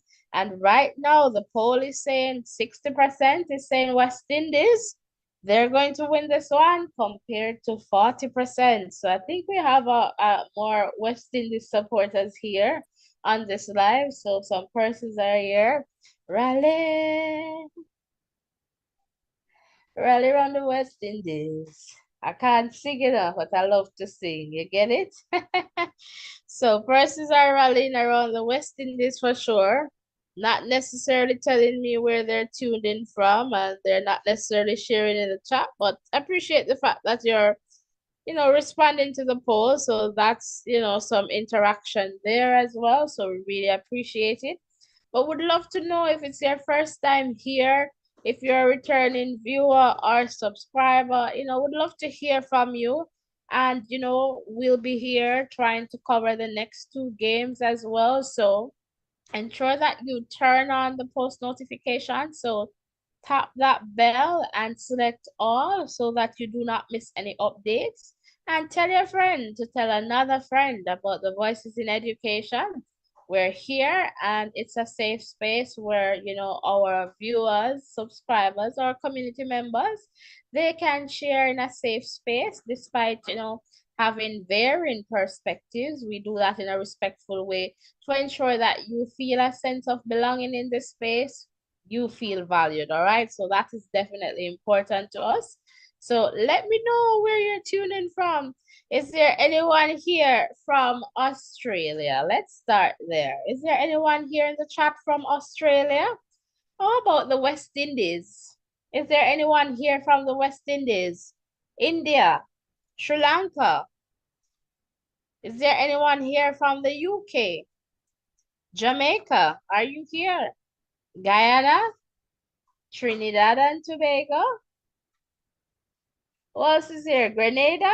Let me know where you're tuned in from. We would love to hear from you. Definitely love to hear from you. All right, so the chat is pretty quiet. I'm not getting any calls, and I believe that very soon we're going to go back to the pitch just for the West Indies to start, you know, in the context of their batting. So very, very soon. So in the context of the West Indies, Brandon King and Johnson Charles, they'll be out first in terms of opening. Then we'll have Nicholas Puran. Then, of course, Shai Oak. And it's just so strange that Oak is coming down here. But the captain here, Powell, too, is like number 5. 1, 2, 3, 4, 5. Yes, in the order. Then Rutherford, Andre Russell, Jason Holder, Romario Shepherd, Akil Hussein, and Alzari Joseph. So as Rurian shared, you know, earlier, I think we have the West Indies, right? And I say we because I'm from the West Indies. You know, it's a very strong batting lineup with at least 5 clear, well, even more than 5 because we have Andre Russell and he does his thing too. So it's a very strong, you know, batting lineup here. So we should at least see West Indies putting on a very good performance. Mark you, from what I've seen so far in the context of Australia, right, and their bowling, I believe that there's going to be, you know, a little bit of challenge there for the West Indies, right? So, you know, Abbott and Zampa, you know, they're coming in. So again, we're going to see some of that bowling there in terms of the impact. But, you know, as long as they go out there and bat and just understand that this is a T20 game, we can't waste the balls, the deliveries, then that's good for me, you know. And, you know, once they're giving it their best and they're putting on some runs, because right now we want a win. We could do well with a win right now, you know, on the in Australia there. And on this pitch too, if West Indies win, then they would be the ones, you know, setting the highest runs on this pitch. So 212 was previous, and now Australia is there with 213. So if West Indies should go to that win, should get this win at 214, then West Indies would have the highest runs on this pitch here in Australia. So that would be awesome to see and to experience here. And what better way just than to be here with us guys, sharing and, you know, being a part of this live commentary. And, you know, again, I would love to hear from you. So let me know where you're tuned in from. Drop your country in the chat, man. Represent your country in the chat. Would love to hear from you. Is there anyone from Guyana here? How about Trinidad? Jamaica? Wagwan. Australia, New Zealand. I'm just calling out some cricket players. How about, you know, Ireland, Sri Lanka? You know, who else is there? South Africa? Just let us know where you're tuned in from. And again, you know, happy to have you here. Even if you're a silent supporter, that is totally okay. There's a poll going on in the chat there. So if you'd like to, you know, share there, that would be good as well. So again, with the poll in the chat, 60% saying West Indies, they're going to take this one. And Australia there with 40%. So I am looking now, the players are coming out. All right, so let me just disable this system here. The players are coming out and they'll be ready. All right, and Rurian is going to come back as well and join me to take you through the next, half of this game. So I'm sure you'll hear him very shortly. Welcome, welcome. If this is your first time here, please remember to hit the like button, the share button, and the subscription button. Come on now, I have more West Indies supporters in the chat. So go on and wake up your neighbor, tell a friend to tell a friend to just come on over now. It's time for us to do what? Rally. Yes, yes. Rally around the West Indies. So King and Charles. So listen to my name, King and Charles. King and Charles or King Charles. King Charles. Yes, that's the start. That's the start. Welcome back, Rurian. Thank How was you. your break? It was a good break. Yeah, I'm excited to see how this one pans out. Hoping that it's going to be a good game. I want West Indies to win, but just gonna see how this one goes here. And I guess you're seeing Warner there on screen, not too sure what's going on. Almost as if he's doing an interview there. Oh yeah, he's all stringed up with microphone, so it's going to be Bernoff to the attack. He's going to be bowling to Brandon King, and let's see how this one will go. I hope it's not a wicket with the first ball, okay? All right, so So King, just king your way through, please. All right, one king.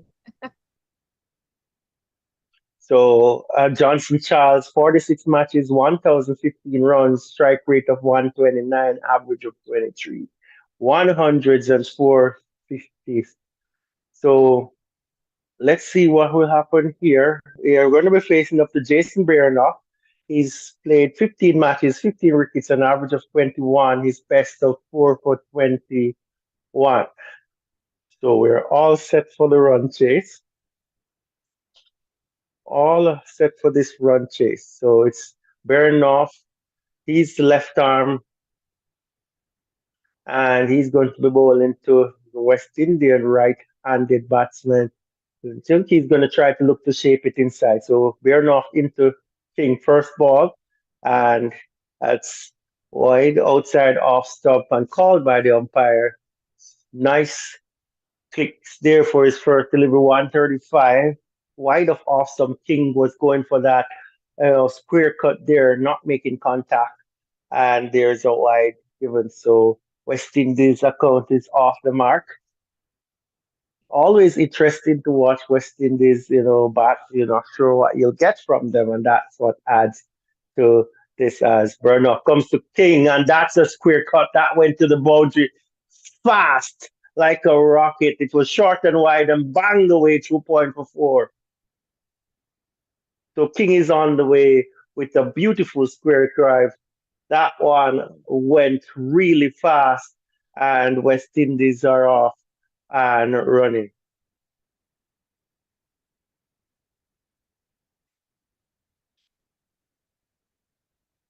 So that's the first legal delivery from Burnoff as he comes into King.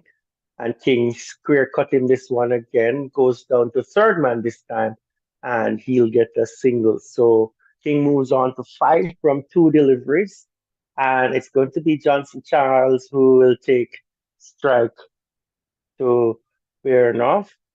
Charles' top score of 118, and that was made last year in South Africa at the Centurion Park. So he did really well there, had some 11 sixes, and he's going to take his first ball from Burnoff as he opens the face and plays this one behind point, and he is off the mark with uh, a two. So beautiful running there as well for West Indies. I was thinking that would be one, but they did push hard there, and good to see some intensity in the running here with the West Indies players. So good running, and it was Charles who came back for the second. A little bit casual on the second run, but he did make it through. So Charles facing up to Birnoff again. Full outside off stump and drifting away. Will he be called a wide for this one? The umpire said that one was okay. It's in the trim line. So full and outside off. Charles went for the drive, not making contact, and that went through to the keeper, Matthew Wade. So 8 runs for West Indies after the first 4 balls of this over. And Burnoff comes in once more to bowl to Charles. And Charles drives this one through the covers, and this is going to run close to the boundary. Runs into the boundary now. That's 4 runs. Good shot by Charles. Kept his form shape and placed that one nicely through the extra cover region. And that one is gone away for 4. So 12 so far off that first over, and the pitch looks to be really true. So if the West Indies batsmen can keep it together and play some good shots, they should go close to overall in this total. So good shot there from Charles. Seen two lovely shots in the over, one from Charles, one from King. And West Indies off to a decent start so far as Burnoff comes in to Charles, who swings this one over mid wicket, and that one's going to bounce 2 times into the fence for 4. 16 runs from the first over, and West Indies are off and running.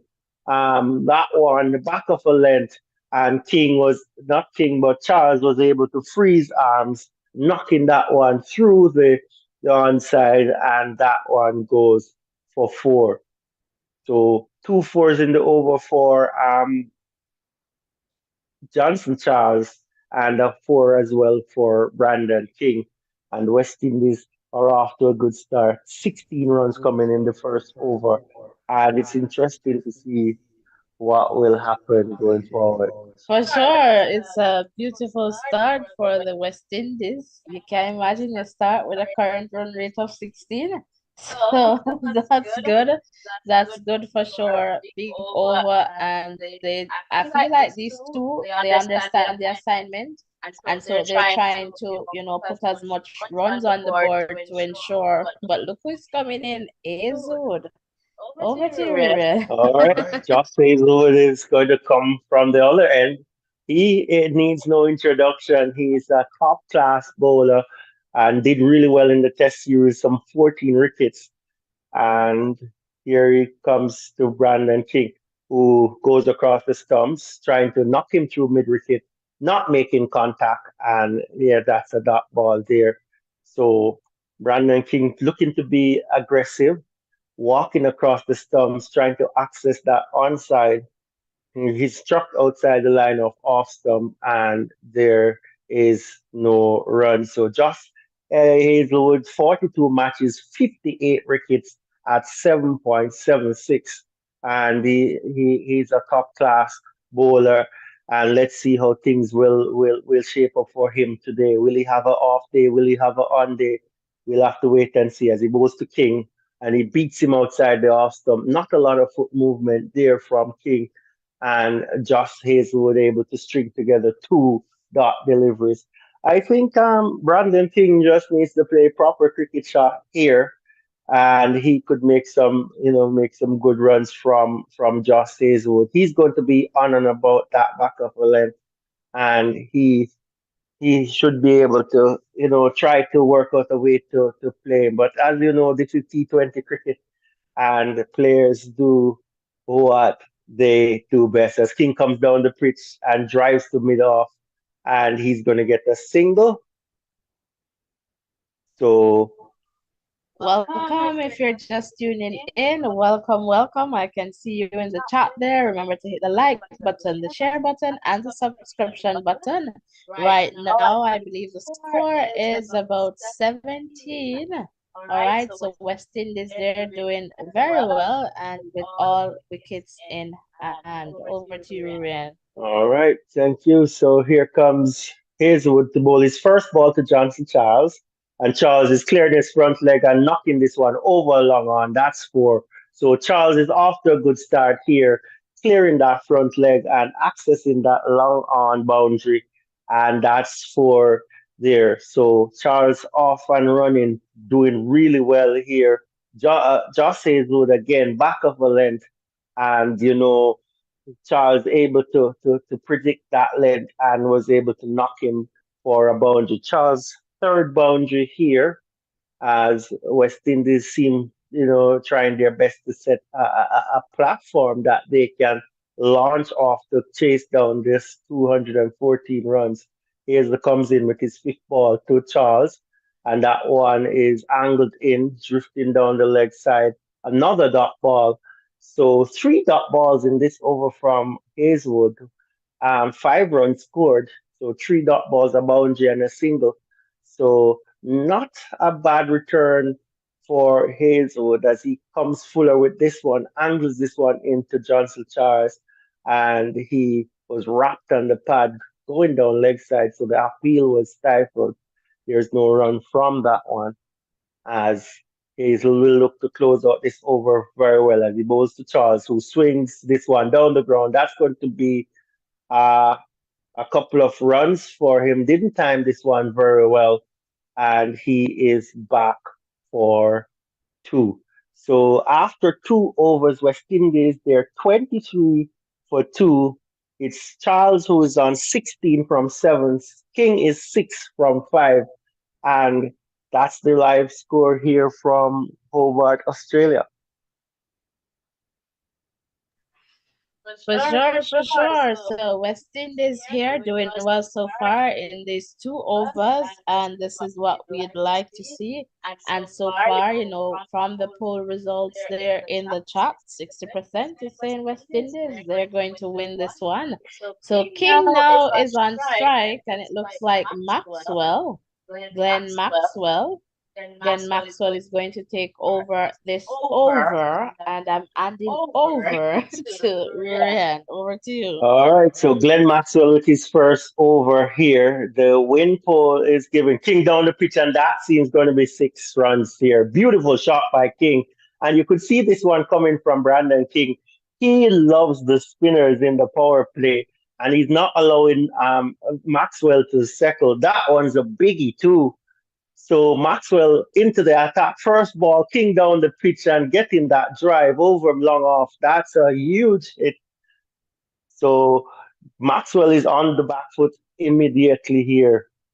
You know what? I would like King to get a run and just follow Charles because just have to be careful now. They can't just set him up. And you mentioned that it was the power play that is going on, right? Yes, So they it's do power that for play. what? The first five 6 or overs. first six? So I want him to get a run to just leave the strike. And there we go. And that's what he doing. So good single there for King 6 and then a single. So 7 from the first 2 balls. And it's good for them to rotate the strike as you mentioned. I agree with that. But they'll have to target someone and us it's good if they target Glenn Maxwell. So Charles backing away to leg side, opening up the offside this time. His first ball from Maxwell is punched through the extra cover region for 4, and that's a good return for Johnson Charles. Good shot here. What he did all the work by giving himself the room to free up that offside, and that's 11 runs from 3 balls. Let's see what will happen here for Maxwell as he comes in to Charles, who knocks this one into the onside here, and is fielded at mid wicket by Tim David, and there's another run. So West Indies then batsmen here, they're turning the strike over. They're 35 runs in the third over. I really like this in terms of rotating the strike, so you don't get to give the bowler the chance to settle. You just have him over the pace. So one is hitting for 6, one is hitting him for 4. So it's like you don't know your head from your foot right now, and that's another boundary. This is what I'm talking about. This is what I want to see. And these two, I feel like they understand the assignment. And in that context, you get a bowler that you don't want to settle too much for them to just set you up with a big catch that you go. And the previous shot, I realized Charles, he was just so confident. He pretty much exposed the wicket, as you said, to give himself the room with all the power it needed to just follow through with that shot. And that's good to see. So another big over here for the West Indies. How many runs? That is that That's about 15 runs from about that 15 over. runs. Yeah. Maxwell ending with a dot ball. But based on the field that was set, I figured King would have advanced down the pitch to Maxwell, because mid off and mid on they were in the circle.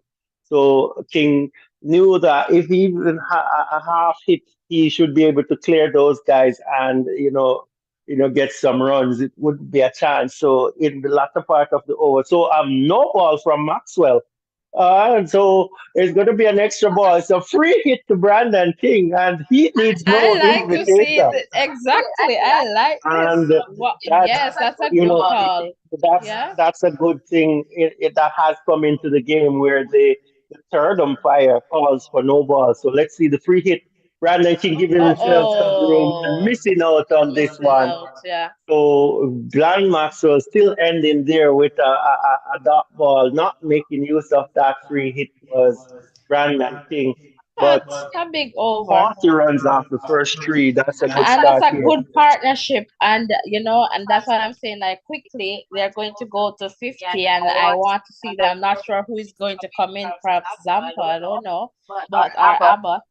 But it's going to be interesting to see. And what I like and I want them to continue to do is to rotate that strike. So you have the bowler confused, because once they get settled and realize, oh, you're going to hit it this way, they can come back with a follow-up. But once you don't give them that opportunities, like, they just keep trying something else. So, and Hazelwood, sorry, Mr. Yeah, so Hazelwood to continue. Good move by the captain, I would say, as they I love what Marsh has done with his field. So uh, with Johnson Charles, he's accessing down the ground, so he's hitting straight down the ground to mid on. So what he did, he pushed the mid on down to log on, so just to Yeah, deter that shot. And Johnson Charles will have to find another area to another score. cap. So he'll have to show his depth in batting here. So March is asking him to find somewhere else to score. Let's see what he'll do. Well, he hits this one over mid wicket, and that's High an for answer six. 6. And I wasn't expecting this would, because they kind of understand. I tell you, these two, they understand the assignment. So the 50 partnership is coming up, very quickly, guys. I see you in the chat there. Welcome, welcome to live commentary here from the Voices in Education. Please, share the excitement with us. I hope you're feeling our energy right now, and we're trying to give it to you as best as we can. Hit the like button, hit the share button, and the subscription button. Can I tell you, West Indies is out and stunted. Them shots never Well, it's interesting to see this drone shot, as you can see all the kids running out running for into the the ball, trying to road find the trying to find the ball, and when they found the ball, they're running back into the park. It's an interesting game here on Josh Hazelwood and treated. it's another one. No, that's a replay. Okay. Because these guys, they're going, they're going. It's a replay. So now it's a new ball. I don't know if it's a new ball, but you know, and this can impact, the game, depending on how, I guess, soft or hard it is, Marian, They're going to try to but find a ball that's in the it's similar. same Yeah, but condition or similar condition. So I wouldn't worry too much about it. But West Indies is pretty much matching the score of the Australians in the first few this, overs. as a matter of fact, better, like, and that is good, because they're thinking, if the rush should happen, we have the foundation, so the guys just need to come and hit and just take us across the finish line. So these two guys, they're doing absolutely amazing, and this looks like, okay, perhaps they'll get a run for this one. And again, big over. So I guess that's what, 7 so far off this over, and they're doing good. So King is on strike, and let's see how King and those, Hazelwood. So we want to see King, go in there for a hit. We see Warner there, like he's signing, doing some autographs there. Absolutely there. So again, we would like to see that. And I believe this is live now. Back. Yeah. Yes. And they're running too, trust me, they are playing. These two, they're playing. And we're very close to the 50 now, so 48. So these two coming up to their, 50 in terms of partnership. And King 18 off 11 balls or deliveries. Charles 28 from 12 deliveries. So welcome, guys. There's also a poll in the live chat there. Who will win this? Which team will win, Australia or West Indies? Would love to hear from you. And this looks like another four. This is a four. So another boundary there from Charles, I believe. And this brings their partnership up to 52. So good going here from King and Charles. Can I tell you, King Charles, this combination is working fantastic. And right now, I'm just trying to see. I believe Charles is 32 from 14. And so he's pretty much positioning himself to get to that 52. And so we'll love to see that. So let me see the last ball in this one. And they missed that. It's going to be a dot ball, perhaps. I guess it's legal. It appears that way. And the end of this over, and another good one with 12 runs from this over. So, West Indies, I believe their current run rate now is about 13. And, the required run rate is 10.1. So that tells you how well these two are doing right there. King Charles, this combination is absolutely amazing. And, they're doing well. And so a good foundation, I can say, has been set for the West Indies. So with, this 50 partnership, and we're just taking a look here at some of the big hits. Rurian, I'm going to come over to you because, you'll be perhaps do better with, taking us through some of these hits than So I can. So over to you. Bernard coming back for his second over. John Brandon King knocking this one to mid off and, getting a single good ball that was up in the block hole. 17 runs from his first over. So he's going to bowl the fifth over here for Australia. West Indies 0 for 53. You were talking about those big hits, and that hit from Johnson Charles off Josh Hazelwood was 112 meters. I think it's the biggest of the day, knocked it totally out of the park. You could see the kids on the road looking for that one as Burnoff bowls to Charles, who plays this into mid wicket. That's a dot ball. And Australia, after 4.2 overs, were 55 runs, West Indies 53. So pretty much neck and neck here. Both teams didn't lose a wicket at that point. So, that West Indies keeping a pace with what Australia was scoring in that first inning there. So let's see what happens. Burnoff seemed to be bowling a lot fuller as he comes into bowl to Johnson Charles in the block hole, and they scamper through for a single.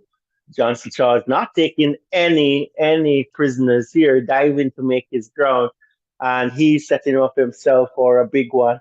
West Indies needs one of these guys to go through, but deep into this inning so that they're able to bat around them. But it's good to see the intensity in running and stroke plays that these guys have been doing. They're turning over the strike. They're doing really well. As King knocks this one through the covers for four. Beautiful shot.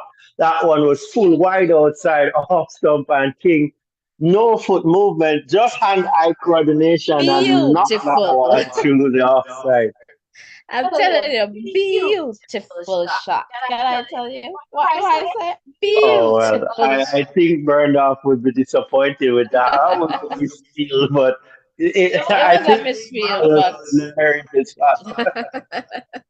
what so that's how it works sometimes. Look at King. You remember he lost so he was supposed to get a catch there that he didn't take. So he's making up for it right now. So, he's hitting now. He missed, so he's hitting now. So that's good.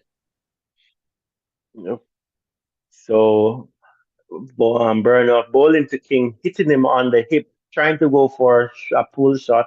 Wasn't as short as he thought it was. It goes to the slip position, and he doesn't get a run. So that ball, last ball of the fifth over, coming up to Brandon King, who hits this one over mid wicket, and he'll get another boundary. So good way to end that over. 10 runs coming from that over there. Brandon King moves to 27 off 15. Charles is 33 from 16. The West Indies are 62 after 5 overs. Brandon King moving to the offside to open the onside in this occasion, and he found the boundary there. So the West Indians are off to a good start. Uh, it's going to see interesting to see what will happen here. I think probably Abbott will come in for the sixth over. Yes, Abbott is going to make his entrance here for the sixth over, and I am thinking that the seventh over might be bowled by Zampa. Yeah, after the restrictions have been lifted. So Abbott with his first over. Let's see what will happen here as West Indies there's 62 without loss after 5 overs. Charles out 33 off 16. Brandon King, he is 27 off 15. And the Australians are desperately seeking a wicket right now, I can tell you. I can definitely tell you, but these guys, they're quick, they're running, they're rotating the strike, and so they're not giving the Australians the time, the bowlers, the time to settle, to say, okay, I'm going to try this and get you. So they're working it. So it would be like a very good ball bowled from the Australian to kind of get them out or so or a run out or something, but they're not settling. They're not allowing the bowlers to settle. Just look at this Beautiful shot shot to here. the onside. That's the on drive. And Brandon King showing his full class Class, here. yeah. That was full and angled in, and Brandon King driving that one through mid on for a boundary. Yeah, for sure. Another four. And this is what I'm talking about. So by the time the bowlers, okay, I'm going to go here, they're rotating, they're hitting some boundaries, and at the same time too, they're taking some runs, like they're actually running, and look, Johnson was ready to go. King wouldn't have it. So they're not leaving anything to chance. They're maximizing on every single run that is like capitalizing on every single run possible here. I'm telling you, these two partnerships, 67. Back to you, Ruben. Right. So it's about 5 runs from the first 3 balls here as he bowls to King once more in the block hole. King knocks this one to mid on and rushes through for a single, and that's completed. So West Indies needing 146 runs from 86 balls. Stonis was the man there at long on. Good call by King and good running as well. Not the best throw from from Stonis, Marcus Stonis there, but you know West Indies off to a good start as Abbott comes to bowl to Charles, full toss, and that's 4 runs. Poor delivery here. So it's obvious what the Australians are trying to do. When they go back of a length, the West Indians are clearing their front legs, hitting down the ground. They're going over mid wicket. It's a true pitch. So what they're trying to do is to get it full up in the block hole. And Abbott has missed twice in this over and has been punished by the West Indians, once by King and once by Charles. So let's see if he'll persist with that kind of approach, or he will change up as he comes into bowl to Charles, and Charles drives this one back at Abbott, and the that's the end of the over. So after 6 overs, it's 72 without loss, 10 runs coming from that Abbott over, and West Indies is quite well placed here in this run chase. So well placed in this run chase, 10 runs from that first Abbott over, and as predicted, it's Zampa who's coming to the attack with the seventh over, and he's going to be bowling to Brandon King. And I get the feeling that Brandon King is going to go after Adam Zampa just to keep Mike Mitchell Math under some pressure here if when I see the field, I will tell you. Adam Zampa, 75 matches, 82 wickets at 22. Good bowler here. So we have two men behind point for the cut, a man at 45 on the long side. And I'll try to give you where his boundary fielders are. Seem to have a long off, a sweeper on the offside. Zampa's first ball to Brandon King. He's down the pitch, not getting to the pitch of that one, knocks this one to into the mid wicket region, and he gets a single. So the West Indians, they're going to keep attacking. I think they're going to try to target one of the bowlers to get some runs from him. But it's good to see that the batsmen they're not only going for boundaries, they're looking for some singles to turn the strike over as well, and that's amazing to see as Zampa bowls to Charles, who knocks this one into the onside. David Fields, and there is a single. So this is where the West Indies will have to play their cards right. The field is out now, so they'll have to make sure whenever there's a bad ball, they can pounce on it and they can exert some pressure here back on the Australians. So it's going to be three. It's going to be three runs from this over as King taps that one away on the onside and picks up a single. West Indies 75 for no loss after 6.3 overs. So Zampa into the attack, no boundaries yet.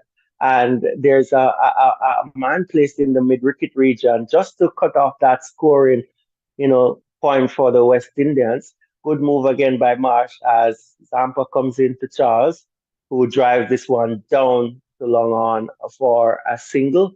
So let's see if they will continue on that path with that man in the mid wicket region. Charles moves to 40 off 21. King is 34 from 20 as Zampa comes in with his fifth ball. King will be itching to go after him as he goes over mid wicket, and that's six. Well, not six, but it pitches a little bit short and goes for four. Thought he had that one better, but King down the pitch, not getting fully to the pitch, but was skillful enough to knock that into the mid wicket region there for a boundary, and good shot there by King. Yeah, for sure. And they're very, just close in terms of, what they're do in terms of their score, 38, 40, very, very close. They're good going. All right, so Zampa drawing down that last ball, and it's knocked into the onside for a single. So 9 runs from that first over from Zampa. It's King 39 from 22 balls, Charles 40 from 21, and the West Indies 81 without loss after 7 overs. So Puran, Hope, Powell, Rutherford, Russell, Holder are slated to come in. Next, it's Marcus Stonis is going to get his first over here. So March ringing the changes, 58 matches, 24 wickets, 30.5, his average economy of 8.7. Best a 3 wicket haul as Marcus Stonis comes into the attack here. He has third man in the circle, fine leg in the circle. He has a sweeper on the offside, long off, long on, mid wicket, square leg out as he comes in the bowl to Brandon King. That's wide, and King cuts this one away to the sweeper and goes through for a single. So King moves to 40 of 23, same score as Charles. He's there on from 21 balls as Tonis continues to bowl here. Who will get to the 51st round, King or Charles or both? It's kind of, I'd have to say it's probably Charles. Charles because of how this is. Charles knocks this one into the mid wicket region and he'll get a single. But I just like how they're just rotating the strike. They realize that, Stone is now is perhaps a little bit a challenge. So they're just trying to get as much, as possible. So they're trying to get a single, not rushing it, and also being patient and understanding that their partnership, this foundation is definitely critical. And I feel like one of them, they want to go to the end, or at least both. They're And Brandon King trying to go down the pitch to Marcus Stonis, and he gets knocked lucky there. so that one going into the mid wicket area, he wasn't in control of that, but there was a big gap in that area. Sony saw him coming, banged that one in. He went for the pull, got a top edge, but that fell into the vacant mid wicket area, and King gets a single there. That was a clear So this is stall for this him. is what I am afraid of now because they can set the field now. So I want the strike to be, and they did just that, but just so that no one is really caught. So by the time the bowler is thinking about King, they have Charles who is going to face them, and vice versa. So but these two doing very well. Partnership 85, 41 for King of 24 deliveries and 42 for Charles of 23 deliveries. So very good. The current run rate 11.1, required run rate 10.5. So West Indies still in control here and doing well. So two more balls in this one and a good shot there played that perhaps won't go to the boundary, but should get at least 2 runs here. And I believe that's the case. Wonderful. And King is now on strike, 43 from 25 deliveries. Well, we think we should have a bet. Who are you betting on for the 51st? 51st, I'm gonna go with Charles. All right, so I'll stay with King here and let's see how that one pans Yeah, out. let's see how it goes. Yeah. Well, one more ball in this over, so let's see what happens here with King. And King's trying to hit that hard, perhaps 1 run there, and they do that very safely. So the end of this over, and it's about 8 runs or seven there from this So one. 7 runs from this Seven over. from Good this over one. from Marcus Stonis here. West Indies 88 for no loss after 8 overs. King is 44 from 26. Charles is 42 from 23. I think they might continue with Adam Zampa. Good first over there. Zampa continuing, and it's Charles is going to not Charles. King is going to go after Zampa. Yes, in this over because it's For it's it's sure. 10 runs per over that is required. So ideally, West Indies is going to try to get a A boundary per boundary. over, and you'll understand the reasoning behind that as Yeah. Zampa comes into King, who drives down to long, long off for a single. So the good thing about this innings is that they're limiting the amount of dot balls. Australia was 97 Yes. for one at this point. And they understand too. I feel like they want to, as you saw in the first couple of overs, they want to outdo the run rate. So even if the dot balls are going to come at a point, it still does not, you know, push the run rate, too high where it becomes unattainable. So they're trying as best as possible to, outdo what is required, and they're pretty much level now in terms of what is required. And who is gone now? This looks like Charles. But you know what, Charles? He did very well.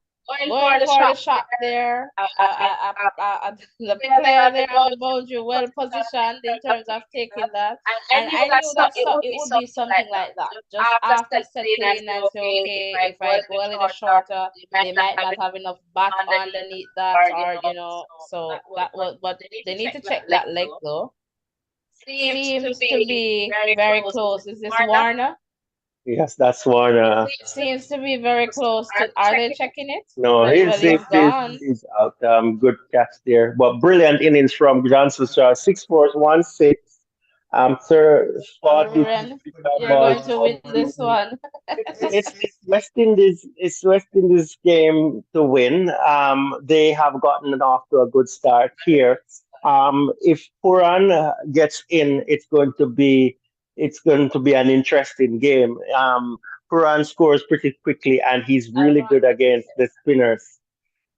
He's pretty good. These cricketers, they know how to position themselves on the boundary to take the catches. So if they're too close, they will toss it up and go outside, and then come back inside to claim their catch. But Did Warner lose the mic? How come he wasn't distracted? no, he still had his mic on, but I'm like, he's doing really well with his concentration here. I'm like, how come you're 86 so games for focused? Quran, 1,811 runs. Quran is a top cricketer here for the West Indies team, and he is going to do battle against Zampa. And he's off the wall mark straight away. Good feeling there by the about um, losing it eventually, but the West Indians didn't run on the misfield. So But you know what? Perhaps I'm not sure if you said it, but big wicket there for example, for to get Charles out. So good going there for Australia because we try to keep it balanced and as fair as possible. oh, So it was a big wicket there. And perfect timing, I would say, because these two they were settled. I mean, the foundation is set, but it was a big wicket there for the Australians. So yeah. so let's see. It's like West Indies now, the players coming in, they just need to come and do what is required. No joking around and just get the balls out. So good over here by example. I think about 2 or 3 runs coming from it. 2 runs from it and a wicket, 3 dot balls. Awesome over for Zampa. Not giving away any runs, but the best way to stem the run flow is by taking wickets, and that's what Zampa did here. Um, good over here, and let's see. This is going to see test West Indies and see how well they will respond to this. They'll have to rebuild while maintaining the run rate, not getting any boundaries in that over there. In the last 2 overs, a matter of fact, and you can see King itching to get under the ball from Zampa. Charles did really well, positioned himself to find the gap on the offside, didn't get the type of contact that he needed, and unfortunate for him, he found the fielder as Abbott comes back for his second over, first over going for 10 runs. Yeah, so we're hoping to see Puran now. So Puran needs to take this up in terms of, maintaining this run rate. So we need to see a partnership now with Puran and King. And because that is definitely important. I'm not sure they're running on the same side there, kind of a little bit tricky. So hopefully that works for them. I'm not sure, Rian, what's your take on that? Well, they're professionals, so I give if they collide and get run out, then that's gonna be, catastrophic. But it's interesting to see how West Indies respond here in this middle part of the game. They need to try to maintain their run rate here. Um, they'll have to try and find a way to get some boundaries. Um, they have to try and preserve wickets as well. So at minimum, they should be trying to turn over the strike. But they're going to try to score as best as possible. King driving that one to extra cover there, unable to find the gap. I think King is getting a little frustrated here. Yes, I So I sense think that too. it's going to be, a good shot or probably him getting out, which would not Out. be good for the team. But Well, it depends on how you look at it because Puran and somebody new could perhaps forge a better partnership. But I would love to see him get into his 50 and he has been out there, he has been doing good. And if he believes that's in the best, interest of the team, because we still have some good batsmen. We have Ravman Powell that I wanted to see, but if I see Ravman Powell, it means that we can start going. So I'm okay with not seeing foul. All right. I have to be careful with what I say. So that's definitely important. But what they're doing, they're taking the singles, and maximizing, trying to get that run rate as up as best as possible. So far, 2 runs from this over, pretty slow. Abbott doing well here, as expected. I don't know, Ruren, it like they did far better in the power plays as opposed to what is happening now. Yeah, they did a bit better in the power play, but if you remember in the middle overs from probably 10 to 15, they didn't do as well, and that's where West Indies will have to try to capitalize in order to get back into this one. So, that's what they would have to do because King runs a go, save that one away for two there and gets to 48. So the last 17 balls, 14 runs, and that's where the challenge is. But what's going to be the case for the West Indians? They are going to try to find a bowler to target. And I think the Zampa is going to be targeted by Nicholas Puran as King knocks this one into the offside for a single. And it's good to see that Brandon King is looking for the singles and not only for the boundaries. And it's not a bad way to kickstart this partnership. So 10 overs gone, and I'm telling you, if you ask me, after 10 overs, if West Indies were 1 for 96, I would take that. Yeah, yeah. So, again, good going there so far. And I realize that King is still taking the lead. We want, Puran still not yet, just 2 from 3, deliveries, but still, he's not, I guess, on strike right now. King is. And these people are trying to set up for King. Is that like a pace that was like what was that? Like a marker there? Yeah, so they're marking his run up so that he knows where to start running from. So Zampa pulled out of the attack for two overs there, saving Zampa for later on in the innings. Good Oh, ball here by Stonis, yeah. full angling onto the pads there and knocking Brandon Kidd on the pad, not able to turn over the strike. Well, Um, I want him to get that 50, so he just needs to calm down and don't allow the wicket to go right now. That would be really, that would be a big one. That would be hot. I don't know what is more painful, coming in for ducks or being at 49 or he's going to 99. get the 50 on this ball, I think. So short That's ball why. there from Stonis. Good good start to the over here. And I think Puran just need to have a chat with King. King. Yes, they're falling away a little bit in terms of their scoring. Yeah. And they'll have to find somebody to target. But good bowling here by Stonis. West Indies were on par with the Australians, but after Yes. that wicket, they're tailing away a little bit. But King just need to push for a single, get off strike, and that's 4 runs. So poor ball by Jonas, and this is going to break this, string of not scoring any boundaries. And West Indies 100 is up as well. King is to 53. Good innings Good from innings, yeah, there. for sure. What He will gets the applause there. Yeah, so what will need to happen here is that Nicholas Puran will have to take To up show up a little bit of the striking of the ball from from King. King, yeah, for sure. So, and that's the thing. I guess it takes a little time to settle, and perhaps King is going to That's just a swing good out. shot for six. Oh, he caught Oh a ground ball, no! boy. They need to check that. I don't think his six is out. Why? So He's caught.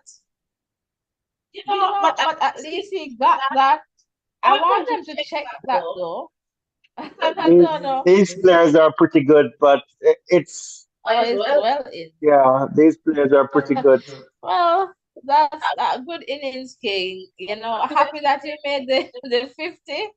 and he was going, but he recognizes that it's the time to go, like in terms of not getting out, but in terms of swinging.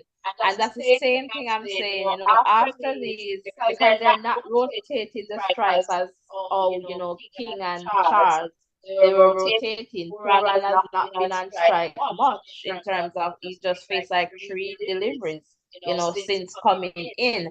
And so when they, for me, this was my perspective, when they settle so much, being the one on strike, then the bowler gets some time to just, I'm not too sure. Oh, Is it a no ball? and there's an error here. So the ball that was bowled by Stonis Was a no was ball? above the waist height on Brandon King. It wasn't called. So the ball that he got out of should have been a no ball. So they missed this one. So that's above waist height, Yeah. obviously there. So this is this This is is this this is is a big really, blunder here. But so the captain. So where was the third umpire? Can't they not they, reverse this? I'm not. They are not going to. That was just something that was missed. I don't think the third umpire checks for that. So that is on the part of the square leg umpire. He missed that one. And there's a move here of sending Rodman Powell in at four, At four just instead of to, down the yes, order, because I instead think of he down was the at what, order here. six, So Powell normally bats at five. somewhere there. So he's in, but Powell is good at hitting the ball. So, this partnership is expected to close the gap here between the runs on the ball. So it's 113 from 55, and that's above 12 required. So, you know, you're expecting these two to try to close that down. A lot of pressure on them, but this is what they're paid for. So interesting time ahead. It's going to be runs or wicket or a mixture of both. So Powell new to the crease for and not settled yet. So Yeah, so they could forge a partnership now, which is not bad given that they're pretty much just there. And I like the fact that, you have Andre Russell down there, can do his thing as well. So I'm just hoping that the West Indies can definitely, win this one, take this one. But right now, the current run rate is 9.18 and the required run rate is 12.6. So West Indies now just a little behind, and would love to see them, I just always like to watch the reactions of the players, yeah. just looking at Johnson Charles there, just being caught there very close to the boundary. And just so unfortunate about King. Like, how could that be missed? Like, I'm not too So sure. interesting move here is that Marsh has brought on Maxwell Maxwell. to Powell, and I think Powell will fancy his chances against Maxwell. Maxwell went for 17 runs in his first over. And Powell, I think, is going to fancy his chances against Maxwell. So I think this is going to be a critical moment in the match. Yeah, I don't, captain versus yeah, and captain. I think the captain went for the wrong spinner. I would go back for Zampa here For Zampa, right? Or as probably well. A, but or That's Jesus. gone for six. Yes. So Rodman Powell takes no prisoners, and I don't think Maxwell has the caliber to challenge Rodman Powell here. So it's But interesting to see. yeah, so right now, West Indies, they need to power out. And I'm happy that he recognizes that he needed to come up in terms of the batting order, as opposed to just staying in the number five or six position. So good captaincy there. And it's not the first in this game that we're seeing him doing that. Like when he kind of skipped his bowling too, that was a critical moment, which reaped some, fantastic results there for the West Indies. So what I don't want is them settling. I want to see some rotation, but I'm not sure if Puran is going to give that. Okay, there's a gap, Ruben. Let me put it over to Okay, you, so Powell going again. This one tossed up outside Austin Powell going again for this one. Not getting good contact. Unfortunate for him, that fell between the sweeper and So the this is player going this is out. So lucky for him, but they say fortune favors favors the the brave. brave. And this is exactly what I'm talking about because the bowler gets to set you up knowing that you're going to go high, hit hard, so it's either going to fall short. So, but right now Puran can go for me. I mean, it's just 2 from 5, but he But needs to show up. Puran is a class batsman, so when he gets himself in, he's going to do well. But we But don't have the the time. good thing is that Powell is there, and Powell doesn't take a lot of ball to get himself in. So all Puran needs to do, give Powell the strike as much as possible and get his eye in because Puran is a good ball striker. Uh, Yeah, we want to see him now. I mean, it's just like 3 from 6 balls. Not that he's wasting a lot, but he has been there for a little bit, and we want to see him. We want a partnership again here, uh, to take this up. Powell's going to take the risk That is it. and Puran is just going to get his eye. None of the six for Powell. So Powell Yes. is not going to let Maxwell bowl to him and like it's high risk, high reward, but But that's poor the nature of T20. choice, poor choice of bowler from the captain. Yeah, This over that's should true. have been bowled by example That is because so he true. has to go for it.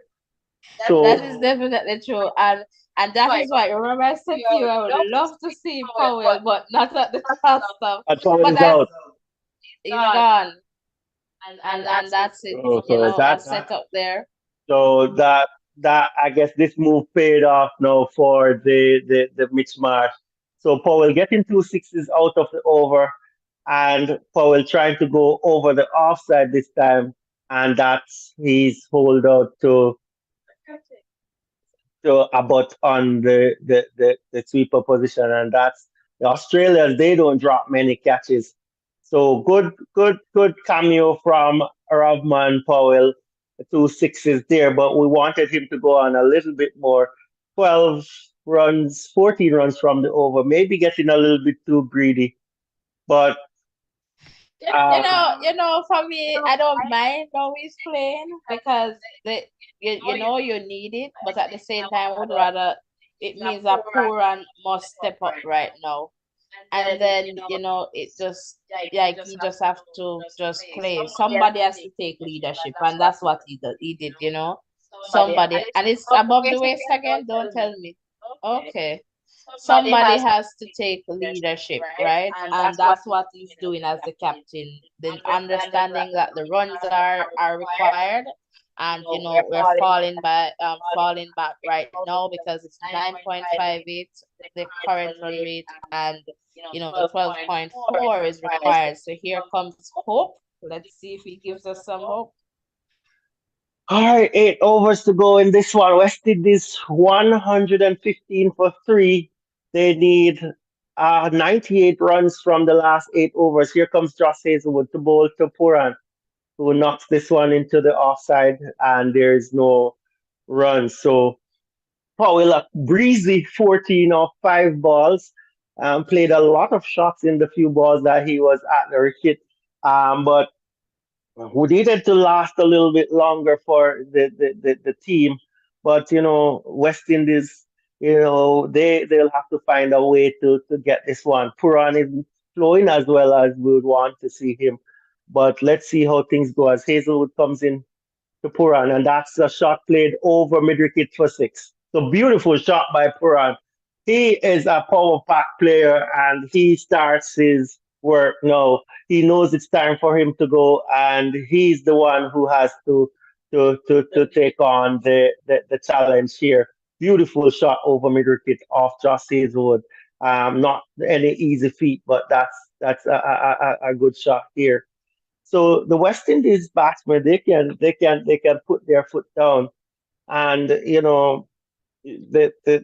I said, Ravman Powell just missed out a little bit there, but good good good running there by Puran, getting that six and getting off strike, and that's good for the West Indies, but Yeah, that is what I want to see. Get in the boundary, get off strike because the bowlers, they're smart too. They're going to set you up and put somewhat of a dangerous run in there. Oh well, that's an easy single, so it's good call in there, I would say.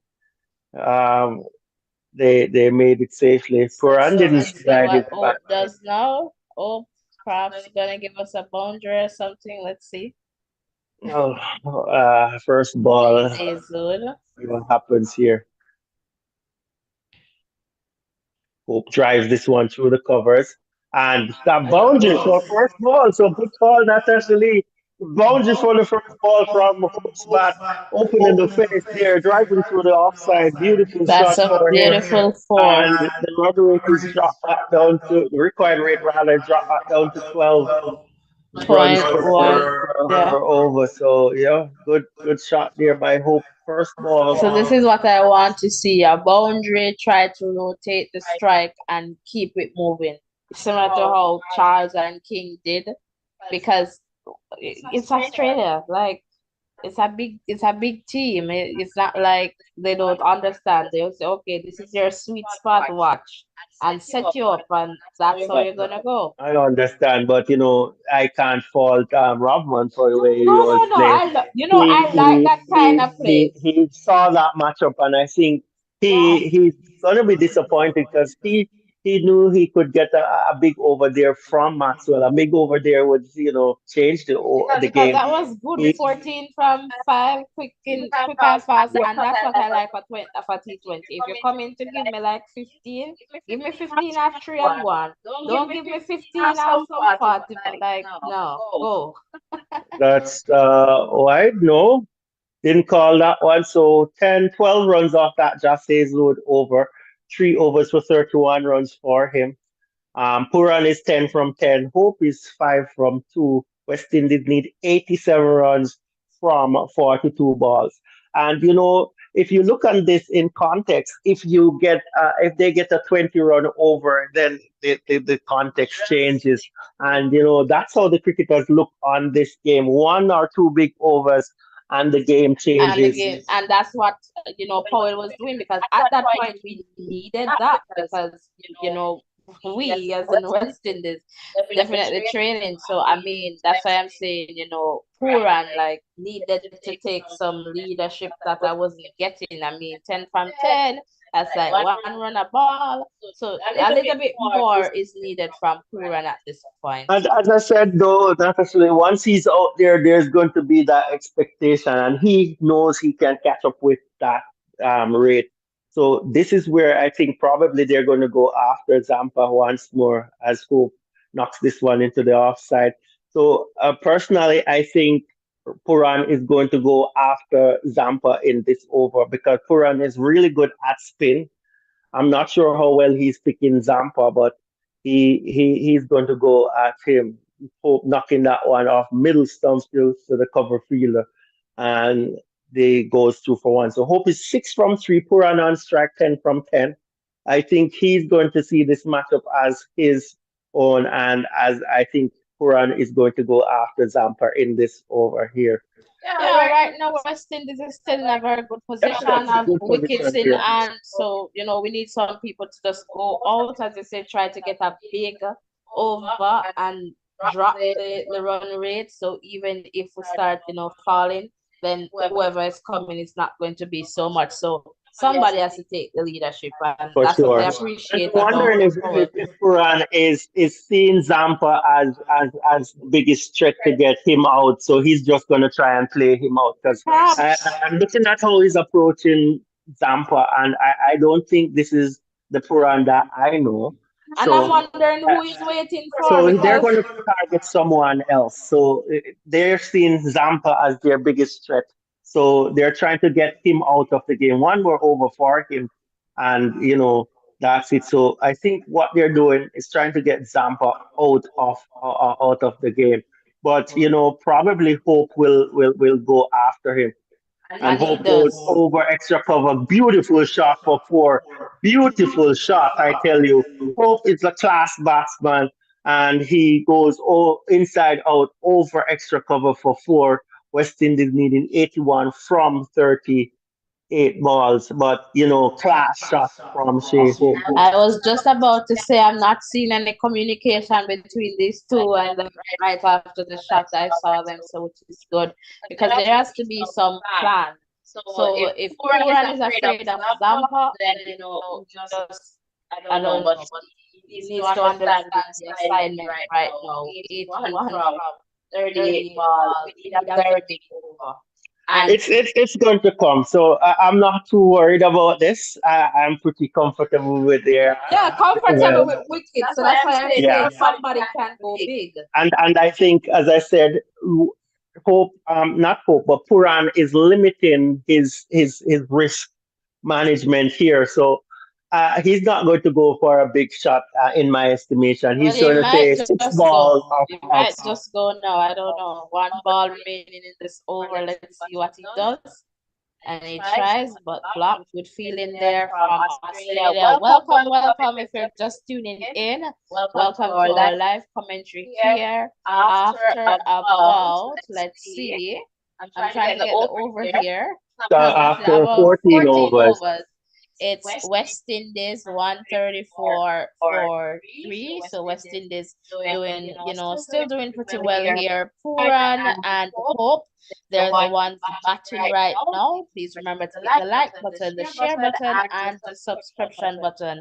I am joined by Rurian, fabulous Rurian, terrific Rurian, who is taking us through this, game as well. And comment in the chat. Let me just check to see if anybody else answered the poll in the chat.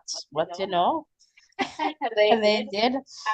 West Indies 55% is now saying West Indies is going to win, and 45% Australia. So still pretty close in terms of what the persons in the chat are saying there. And it looks like we're getting back Stone is here. Yes, Ryan, back so this to is back for this one. So, how you can look on it, I would say 6-10-60. So that would be 194 with them scoring just 10 per over. So one big over would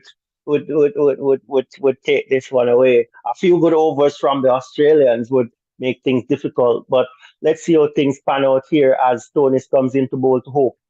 Hope knocks this one through the offside, and he should be able to come back for two here.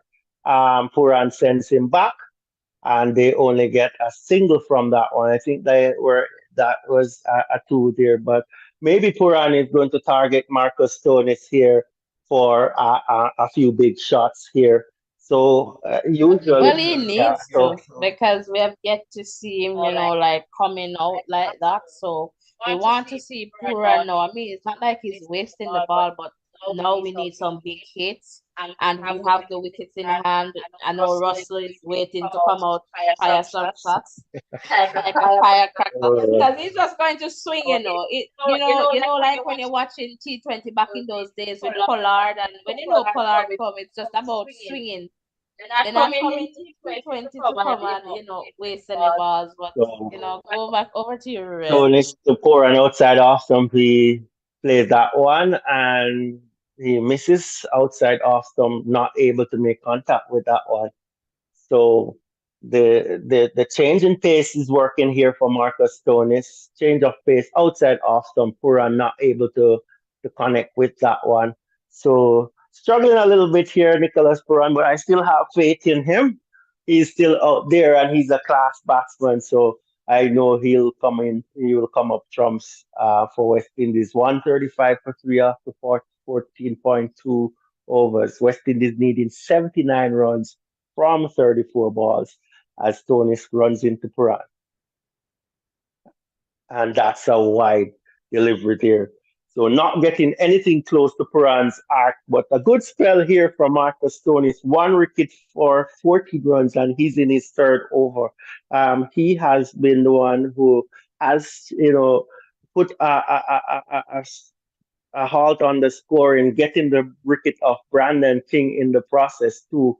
But it's time that something is going to happen in this game, and let's see how this pans out here as he goes short again and into the body of Puran, and they get a leg by here. So not a bad result for the Australians. 3 runs from 3 balls in this over. So let's see what will happen here. Yeah, like we need a big over, and West Indies, they have the wickets in hand. So again, I'm going to say if Puran is not going to bat, Rurian, we want to see, like, let's send out Mr. Russell, because that's the thing. He has been hit. I'm trying to find out who he has picked to go after some shots or And traps. here's Hope hitting this one over long on, Good poorly for judged four. there by the fielder. And is that Maxwell? Yes, it is. And that goes for 4. Should have been taken. So he came in too far and he was cleared by Hope. And that's fortuitous. Fortuitous was more rebounded by Hope. Maxwell giving away that one there, coming in much too far, and a little bit of luck trending in the way of the Of West hope. Indians. Yeah. Hope, So this yeah. is it. Hope is going. We are yet to see Puran, and this is what we want because they have the wickets, and and it's going again. Probably getting caught this time. So Hope getting out caught at mid wicket. Throwing his short ball into the pitch. Hope going for the pull and not getting enough back on that one, and he's caught at mid wicket. So not the best executed shot, not any vigor in the shot there, and he pulls it to mid wicket, caught by Abbott, and I'm sure in Glenn Maxwell will feel a little bit better here, seeing that Hope But I is don't mind out. Hope. Hope 16 off 8, not bad. I would rather Puran go. Is this Mr. Russell Yeah, so coming there? Russell coming in here. Yes, and he's going So to swing and hit some balls let's hope. because Let's hope. no, it's just the nature. We have like 31 balls from 73. West Indies have the wickets to take some hits and to take the chances, right? And so that for me is, is good in that sense, right? For So sure. I am not seeing Puran. I'm not sure. Puran is probably saying I'm going to be the anchor to the end. So anybody who on the other end, they will have to be the one swinging. So perhaps that's what he's doing, maybe. All right. Well, usually Puran isn't this slow, but he's probably a little bit out of touch. But I would say don't write Puran off yet. Good batsmen are just good batsmen. They have class, and they will come up trumps No, sometime. I'm not saying that is not good. I'm just saying we want to see some shots. Different from saying it's not good. It's just the time and the deliveries that we may not have for that, right? And so it could be too that the game plan is that others are coming to do the striking and he is anchoring the team. In the event that we go down to the wire, the nitty-gritty, I am still here as opposed to having like two bowlers in the crease. I don't know if that makes sense, Ryan. Well, you need somebody to hold one end up. So the good thing about Puran, if Puran is there and he's getting the odd boundaries, and you have people like Russell and others scoring around him, then we will go close to overall in this score. Um, the thing is though, we need a few shots. Russell is there. Rutherford is a good striker too. I was wondering about who the next batsman. But Rutherford is a good striker off the ball too. So we just need a quick fire score from one of these players, and then we could see a game on. So this is the decision that they would have to make. I'm not sure. I think Russell will fancy his chances against Adam Zampa too. So this is an interesting one here. And just to point out, apparently they made the switch between Russell and, Rutherford. For sure. So again, they're sending out hits. What's going on? What do I So miss? the cricket is played according to time. Well, Australia is one over behind. So it means that if they don't catch up, what will happen is that they'll have to carry a fielder into the circle in the last over. So that would be from the boundary. So that would be advantageous for the West Indies team. But I think Russell is going to fancy his chance against Zampa here. and Zampa bowls him. So Russell going across the line there, and Zampa has him bowled. So a lot of pressure on Russell there, and he was unable to deliver a slider, and Russell not able to make contact with that Yeah, one, and that's so another wicket for the and I'll say a Australian big team. wicket too because I was Huge wicket, expecting, you know, and that's and that's what he was going to do, But again, I tell you, when the strike is not being rotated, it becomes problematic because Australians they now understand that West Indies they're going to go for big hits. So I guess Puran is the anchor to the end. yeah. So Puran will have to do some work. But Russell there, going across the line of that one, it would be better, better serve going down the ground with that one. But good bowling by Adam Zampa here. Russell trying to go across the line there, not making contact, and he was bowled out. Sherfin Rutherford coming in, good strike off the ball as well. So let's see how this one pans out here. 10 matches, 138 runs, strike rate of 150, best 36. West Indies would do with his best here today, but let's see what happens as Zampa comes into Rutherford and he turns this one for a single, and that's good. So Zampa bowling a good spell here, getting a wicket off. Well, not Rutherford not getting that run as it is called leg by. So, I think probably what will happen here is that they're going to try to see out Zampa here. I'm not sure. I'm just asked, so does it mean that they go back? So Rutherford No, go no, back to no, no. face, so because they cross, Yeah, they just so leave it they there. get a leg by, so it's runs that's not scored off the bat. So it's like it adds to the extras. So Rutherford lifting up a few strands of grass from the turf to see where it's blowing. Puran comes on strike to Zampa. Over 7,000 people watching this one today as Zampa comes into Puran, who swings this one away. This looks like a good shot. That's gone for six. So beautiful shot from Puran. Well He's a clean needed. striker off the ball, and he knocks that one out of the park. So Well that's needed six. a good shot. Puran is a clean striker off the ball. He usually goes at the spinners, but he's playing a well controlled inning here.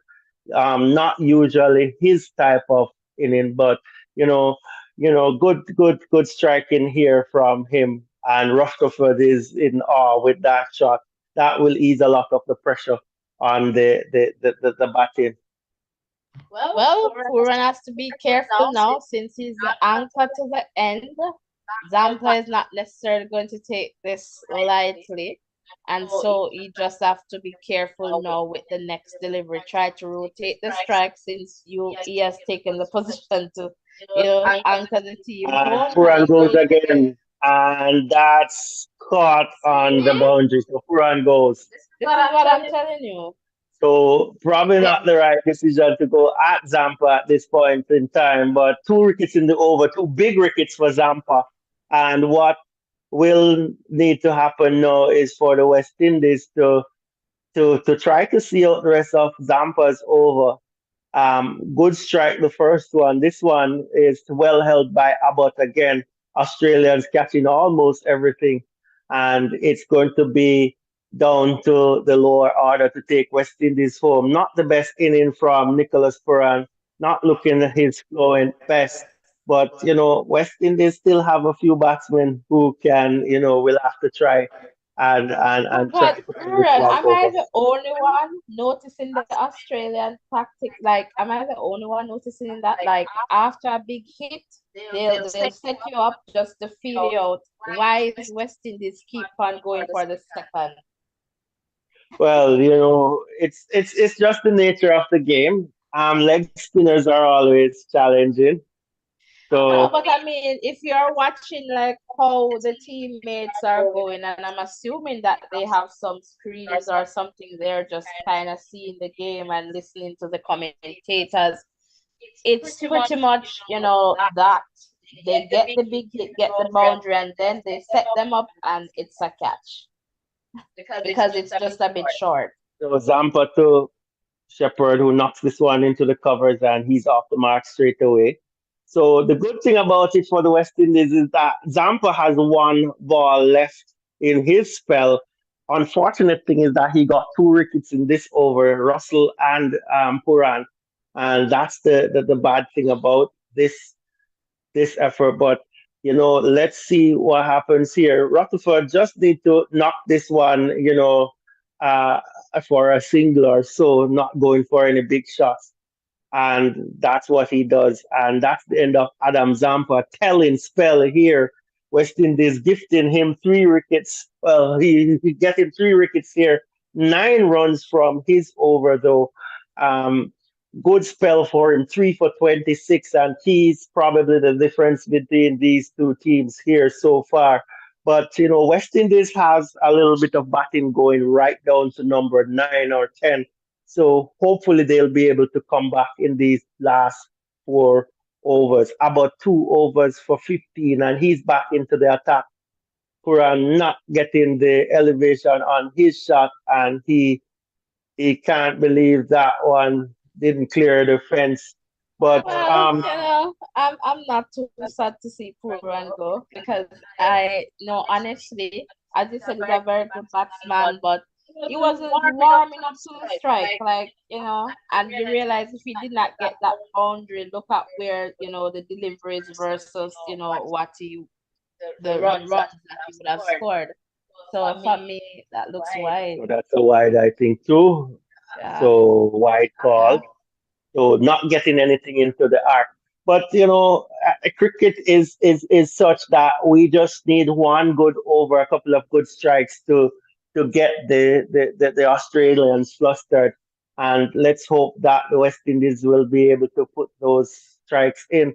It's sad to see that some of the big hitters are already gone as Rutherford hits this one in out of the park. He's a good striker of the ball. So Wonderful, that's a six beautiful. there. So 7 off 2 balls, and he's going to be. That's the only thing Rutherford knows is hitting the ball. And And that's what we need because right now we have some wickets still that we can play around with. So we just need some big hits because the deliveries are going down. The run rate, I think I'm trying to see, I believe we need 56 runs from 23 balls to win this one right now. So we just need some big hits to bring down the run rate. that's going to go for Catch. so he's caught. Same story. So Ruran, that same story. that one goes Do you to. accept my Well, theory it now? has happened on numerous occasions in Okay. this one. So Rutherford goes for 7 off 3. But who So is watching and understanding that once the Australian realize that this is how you play, they give you a boundary, and then the next delivery they set you up, and it's going to be a short, I guess, a short delivery where you don't get enough bat under it, and then a catch. Like who is saying that? Avoid the second one. Wait and try to get a single or something or rotate the strike. So Rutherford goes for 7 off 4, and it's going to be Jason Holder, I think, who will going to step out here for the West Indies, or is it going to be Akil Hussain? Not too sure. Probably Jason Holder.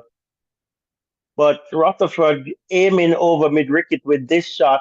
The ball was outside off stump, and probably he would be better served hitting that one through the offside, and he's well caught by Matt Short there, the substitute fielder.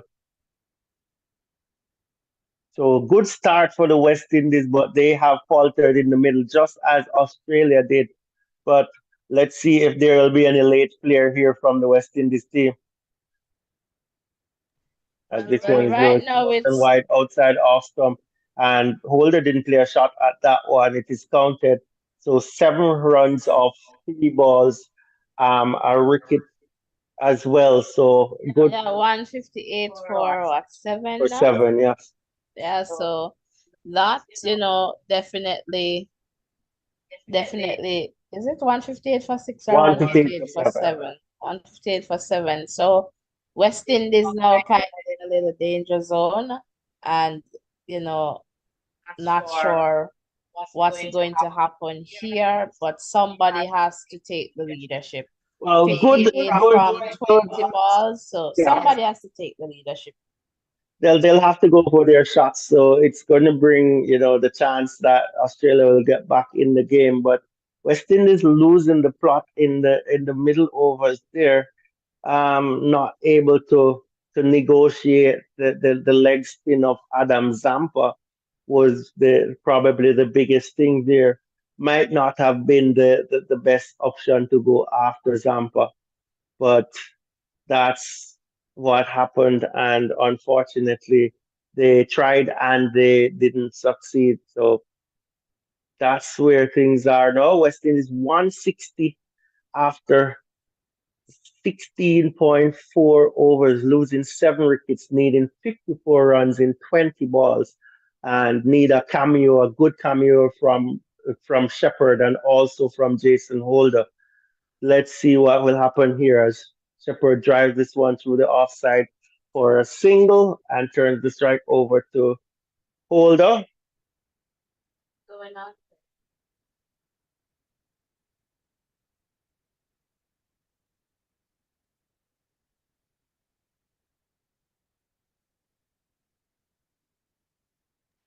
Yeah, welcome, welcome. If you're just tuning in and if you're still here, thanks for sticking and staying with us. It's right now West Indies 162 for 7. And, we're currently needing 52 runs from 18 deliveries to win this one. And the current run rate is 9.53 and the required run rate is 17.3. And so we need a big over, like a 20 over. We need to see a over with like three sixes, two fours, something to that effect to get us really back in this game. Can the West Indies do it? That's the question right now. All right, so right now we have Shepherd and Older at the crease. So we're hoping that something miraculous can happen right now for the West Indies. Started out very well with King Charles, come that duo combination, set a good foundation for the West Indies, but faltered along the way there. I feel that Pooran could have done better in terms of some leadership, but it is what it is. We're here now and hoping that we can get 52 runs from 18 balls. And this is over to you, Rian. This is Turn it. off the ball. His third over, 2 for 26. Took a little bit of stick from the openers, but he's coming in to finish off his spell. He's going to bowl into Holder. A full toss outside off stump, and Holder misses that one. Should have done better with that one. Holder should have gotten some bat on that one. But that goes through to be taken by Wade. So 17 balls to get 52 runs. Can this West Indies team muster up anything here? We're still here in anticipation. Disappointment as it relates to the chase here, as Burnoff comes in with a Yorker on off stump, coming around the wicket now to bowl in, angle that one into Holder, who knocks it away for a single, turns the strike over to Romario Shepherd. 51 runs from 16 balls. And this is what is happening here right now. Shepard and faces up to Burnoff. Let's see what happens. Shepard goes for a shot and he's caught at extra cover. So easy catch. It's Michelle Marsh who takes that catch, and it's the eighth wicket down. And Mitchell Marsh is ecstatic. His captaincy on the day has gone well. It's full, not having any pace on the ball. Shepard going for the shot and an easy catch for Mitchell Marsh. and it's just too much work for the West Indies lower order to do. At this moment here, as Shepherd heads back to the hut for two of three balls, as Akil Hussein comes out to do battle. So not too sure what West Indies can do as it relates to this one. Think they had a strong team here today, but not executing as well as I think they could with the back. And the Australians are in the driver's seat in this game right now.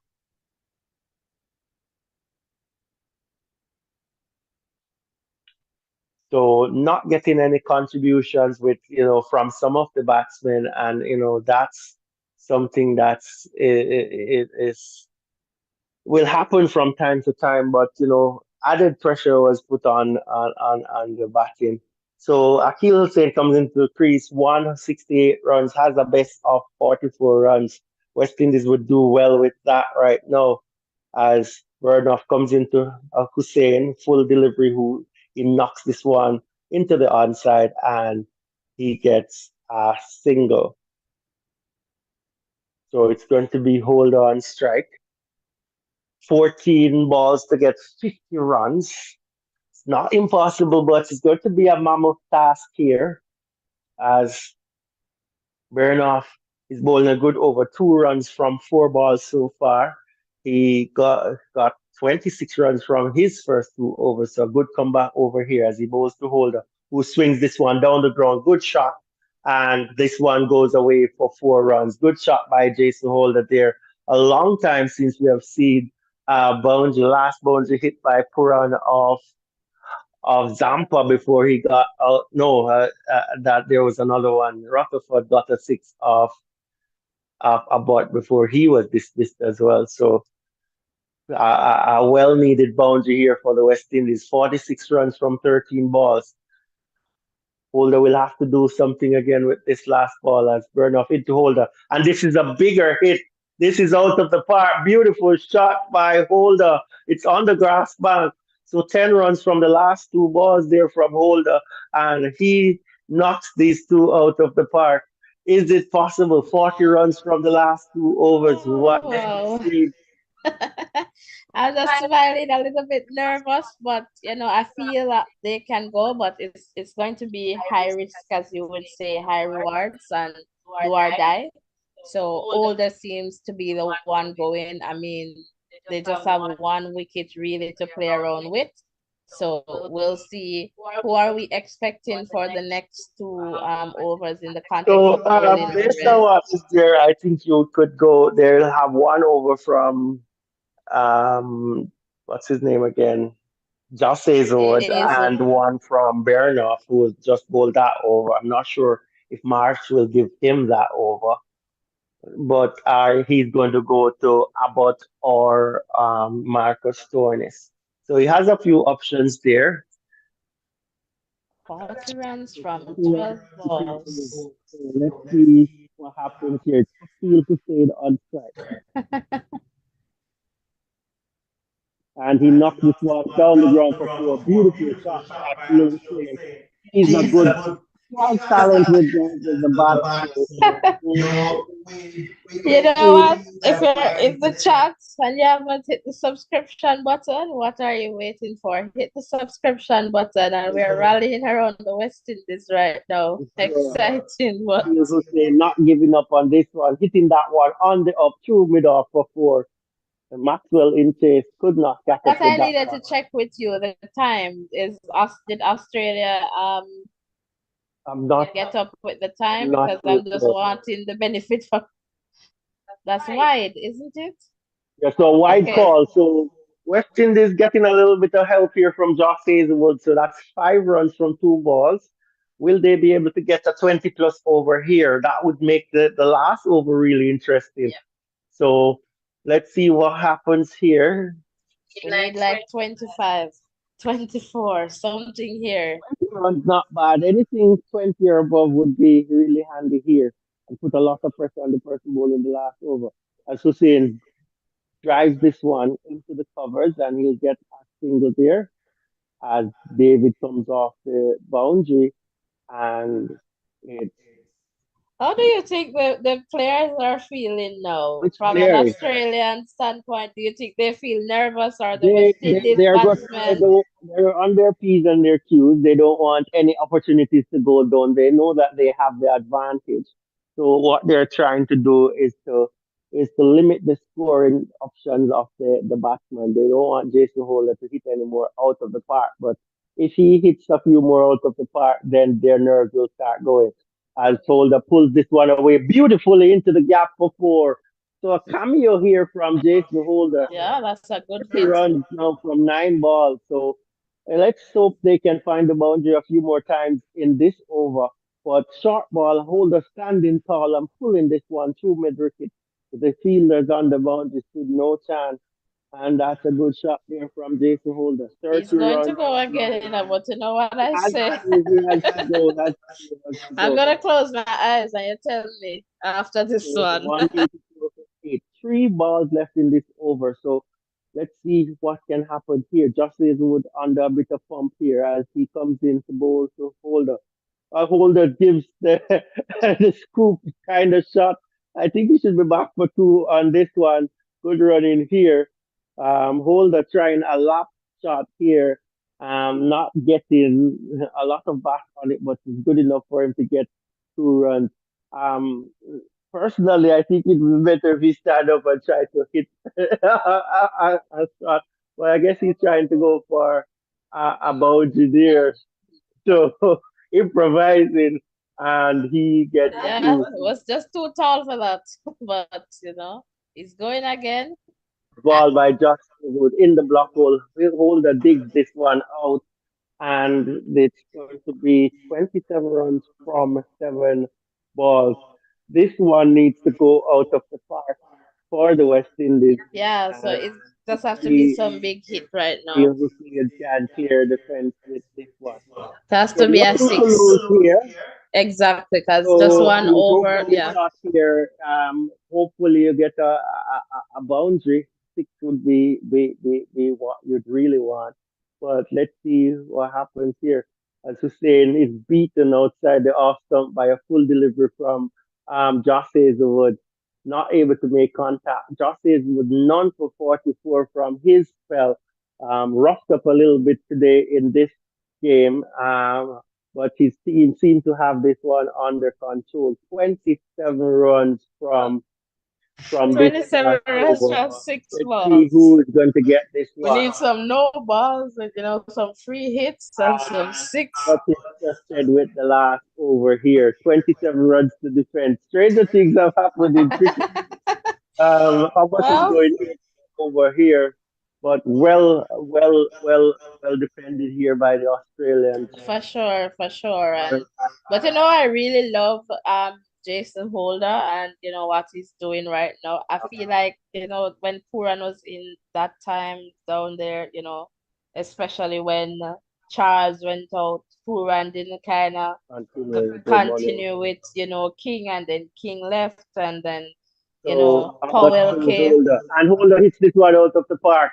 Yes, Beautiful that's it. start for the West Indies here.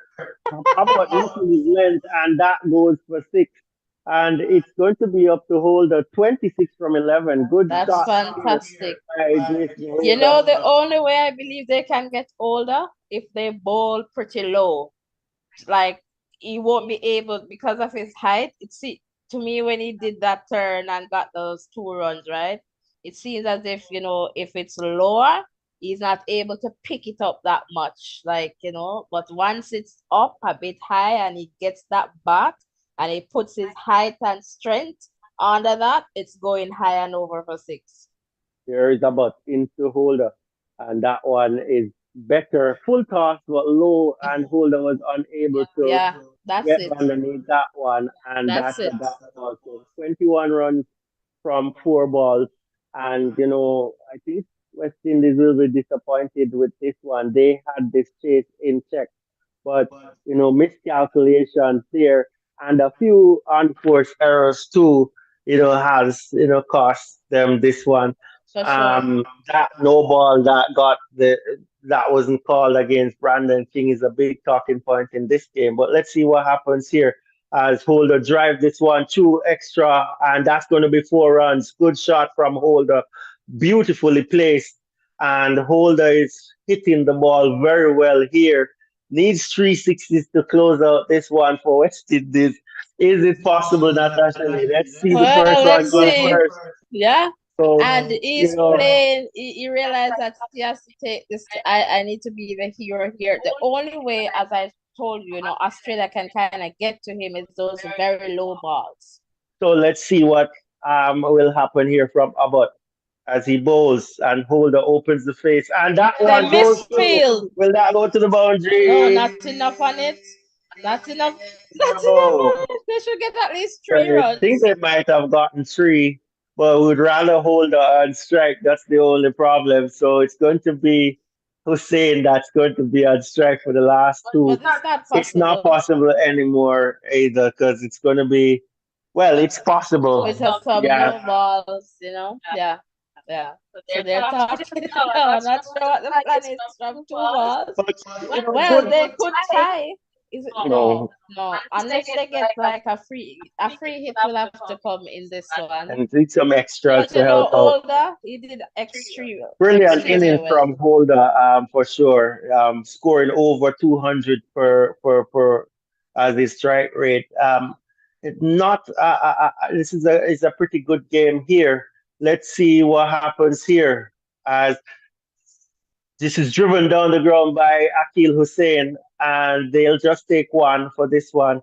The Australians have won this match pretty much here, unless there is something dramatic that happens, like a no ball and a six, and that would bring a free hit.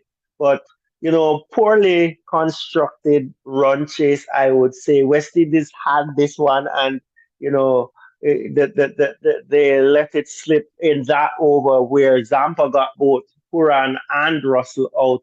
I think that was probably the change in this one as Holder swings at this one, not making good contact. It goes out to mid wicket, and Australia wins this first one by 11 runs. A good game, not a good game from the Australians, not the best chase I would say from the West Indians. For the start that they got, they should have, I would think, overhauled this total with the batting lineup that they have. But that's the way the game goes. You miss a trick here and there, a few bad calls, and you could lose the game. But it's good to see that the game is being played in high spirits. The West Indies did pretty well to score 201 runs. It's chasing 230, needing to maintain a run rate of almost 11 right throughout. They really went well. Not a bad representation of themselves in this first game, but a few things needs to be tweaked. Nicholas Puran was very conservative with his Can I tell inning. you?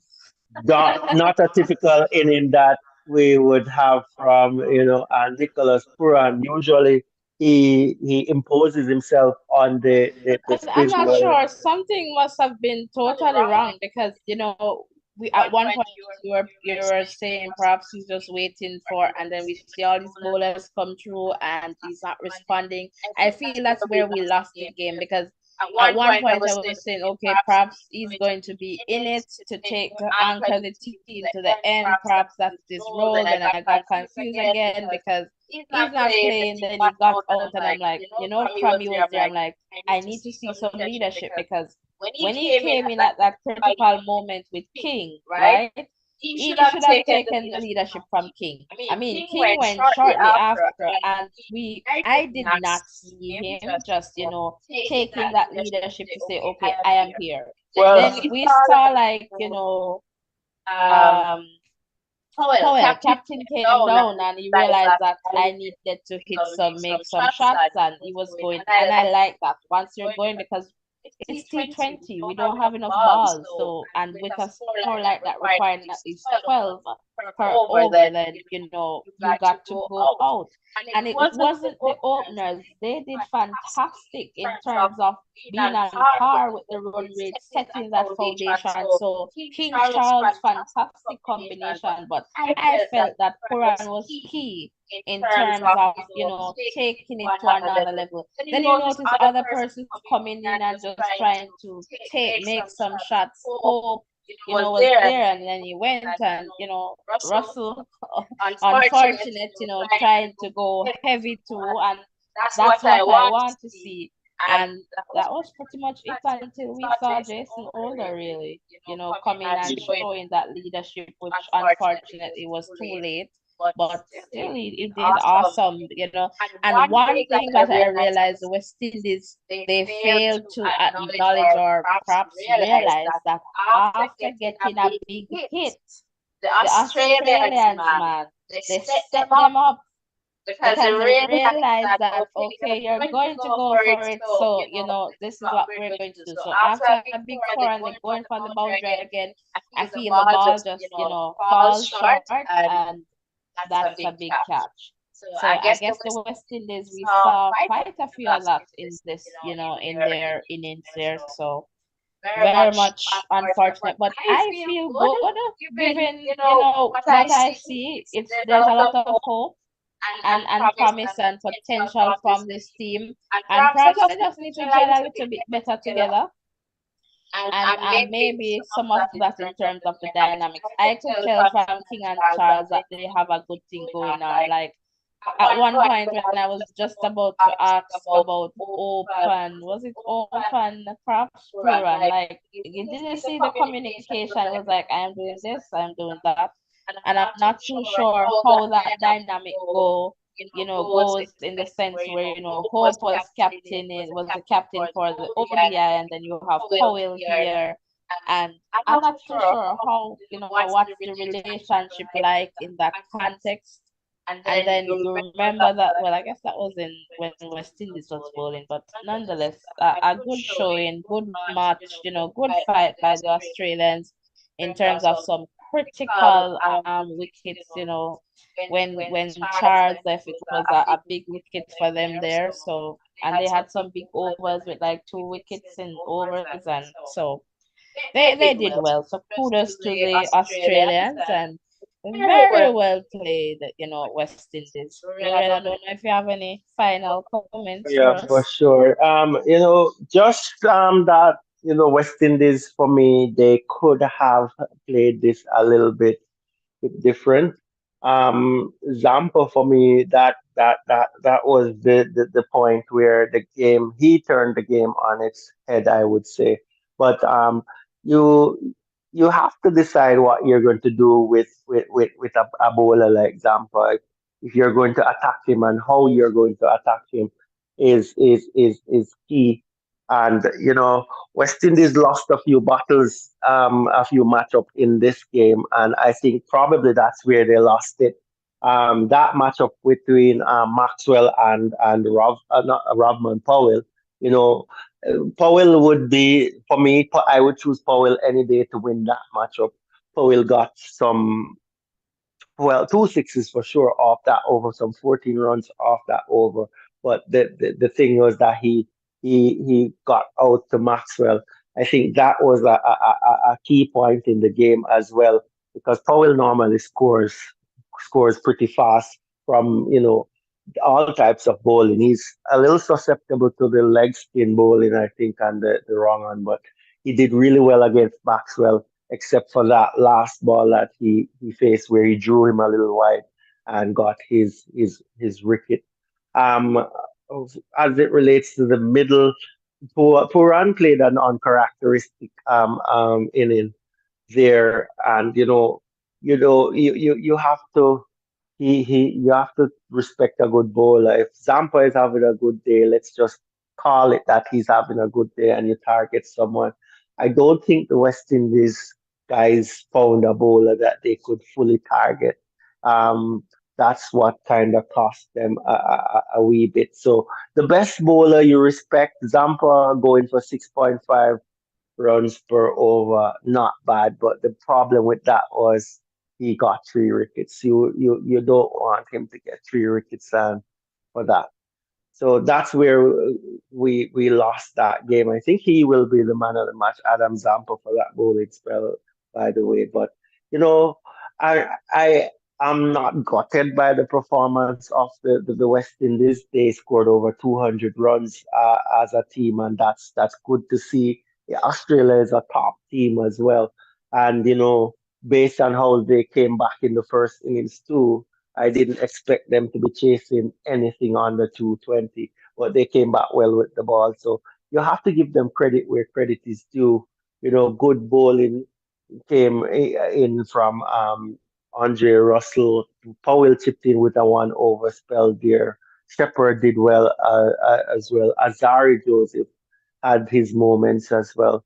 So, a lot of pluses to take from this game, just losing by 11 runs. If you tweaked a few things around, then they could have taken that one. And, the blunder of that square leg umpire too. I'm not sure how much that has cost West Indies, where King was well, he knocked the four off that ball. It was above waist high, wasn't called and got out the next ball. So, King was well set in the inning. So I am thinking that is probably a turning point as David Warner is named man of the match for his 70 of 60 of 36 ball, rather. So, I got that wrong. I thought they would give it to Zampa.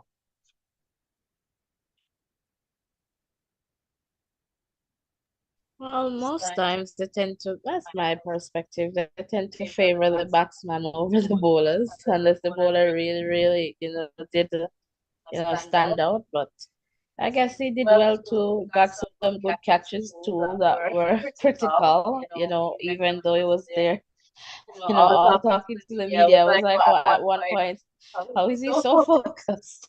But he did well. He did well. So again, kudos to the Australian team, and for sure, Ravman Powell, would love to hear from him. So Ruren, I'll just ask you to see what you can share in the context of, Ravman Powell there. So hopefully.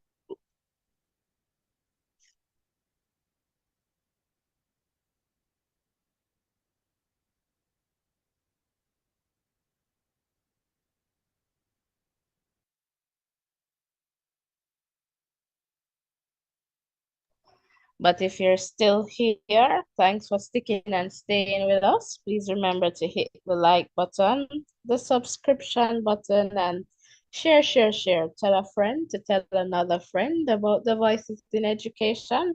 And if you're just tuning in, Australia, they won this, match, this first T20 encounter between, themselves and the West Indies. And we'll be here for the second one. All right. So Ruren will join us soon before we close off for this morning. All right. Thanks again for coming over. All right, so we're just going to wait for some updates from Ruren. He's trying to hear what, Ravman Powell is sharing there. And so he'll definitely connect with us as soon as possible. I believe, Ruren, that you're ready for us. Oh, not quite. So Ruren is not quite ready for us as yet. Ready now? Yeah, so Rahman Powell is saying that it's a good game of cricket. I agree with him on that one, and he said that the players didn't back themselves enough. He said they could have showed a little bit more intent in this game, and he's saying that they will continue to press on. And he said he was happy to get himself into the attack and bowl that one over. Said that it was difficult for the bowlers to be bowling 2 overs on the track to set batsmen. And he think that the players put in a spirited performance. So that's good to see as it relates to is relates to this game. But that's what happened there. West Indies, gave a good showing of themselves, and I think this series is going to be a good one. I can see West Indies doing well in this series and coming back into this one. It would be good for them to win the next game so that we could have. I'm just saying, Wade is the captain. No, so the vice captain is doing the interview. I'm not sure Okay, what happened to to the. March. Okay, because I'm just wondering if we got that, wrong. But yeah. Yeah, so that's what happened there. Good performance here by the both teams, but knowing what the target is, West Indies could have done a little bit better finishing off that one. All right, awesome. And we know what the target is right now. It's time to wrap this one up. But thank you so much for sticking and staying with us. Remember to hit the like button, the share button, the subscription button, and turn on your post notification. Yes, please tap that bell and select all so that you do not miss any updates from this channel. Remember to share, man. Tell a friend to tell another friend and another friend about the voices in education. All right. That's the easiest way you can support us, by liking, sharing, commenting, subscribing. All right. And turn your post notification on. We'll be back for the second T20 matchup between West Indies and Australia. Thank you so much. Blessings and love, everyone. Take care. See you in the next live. And thank you so much to my co-host Rurian for taking us through this one, another time. All right. Bye, everyone. Take care.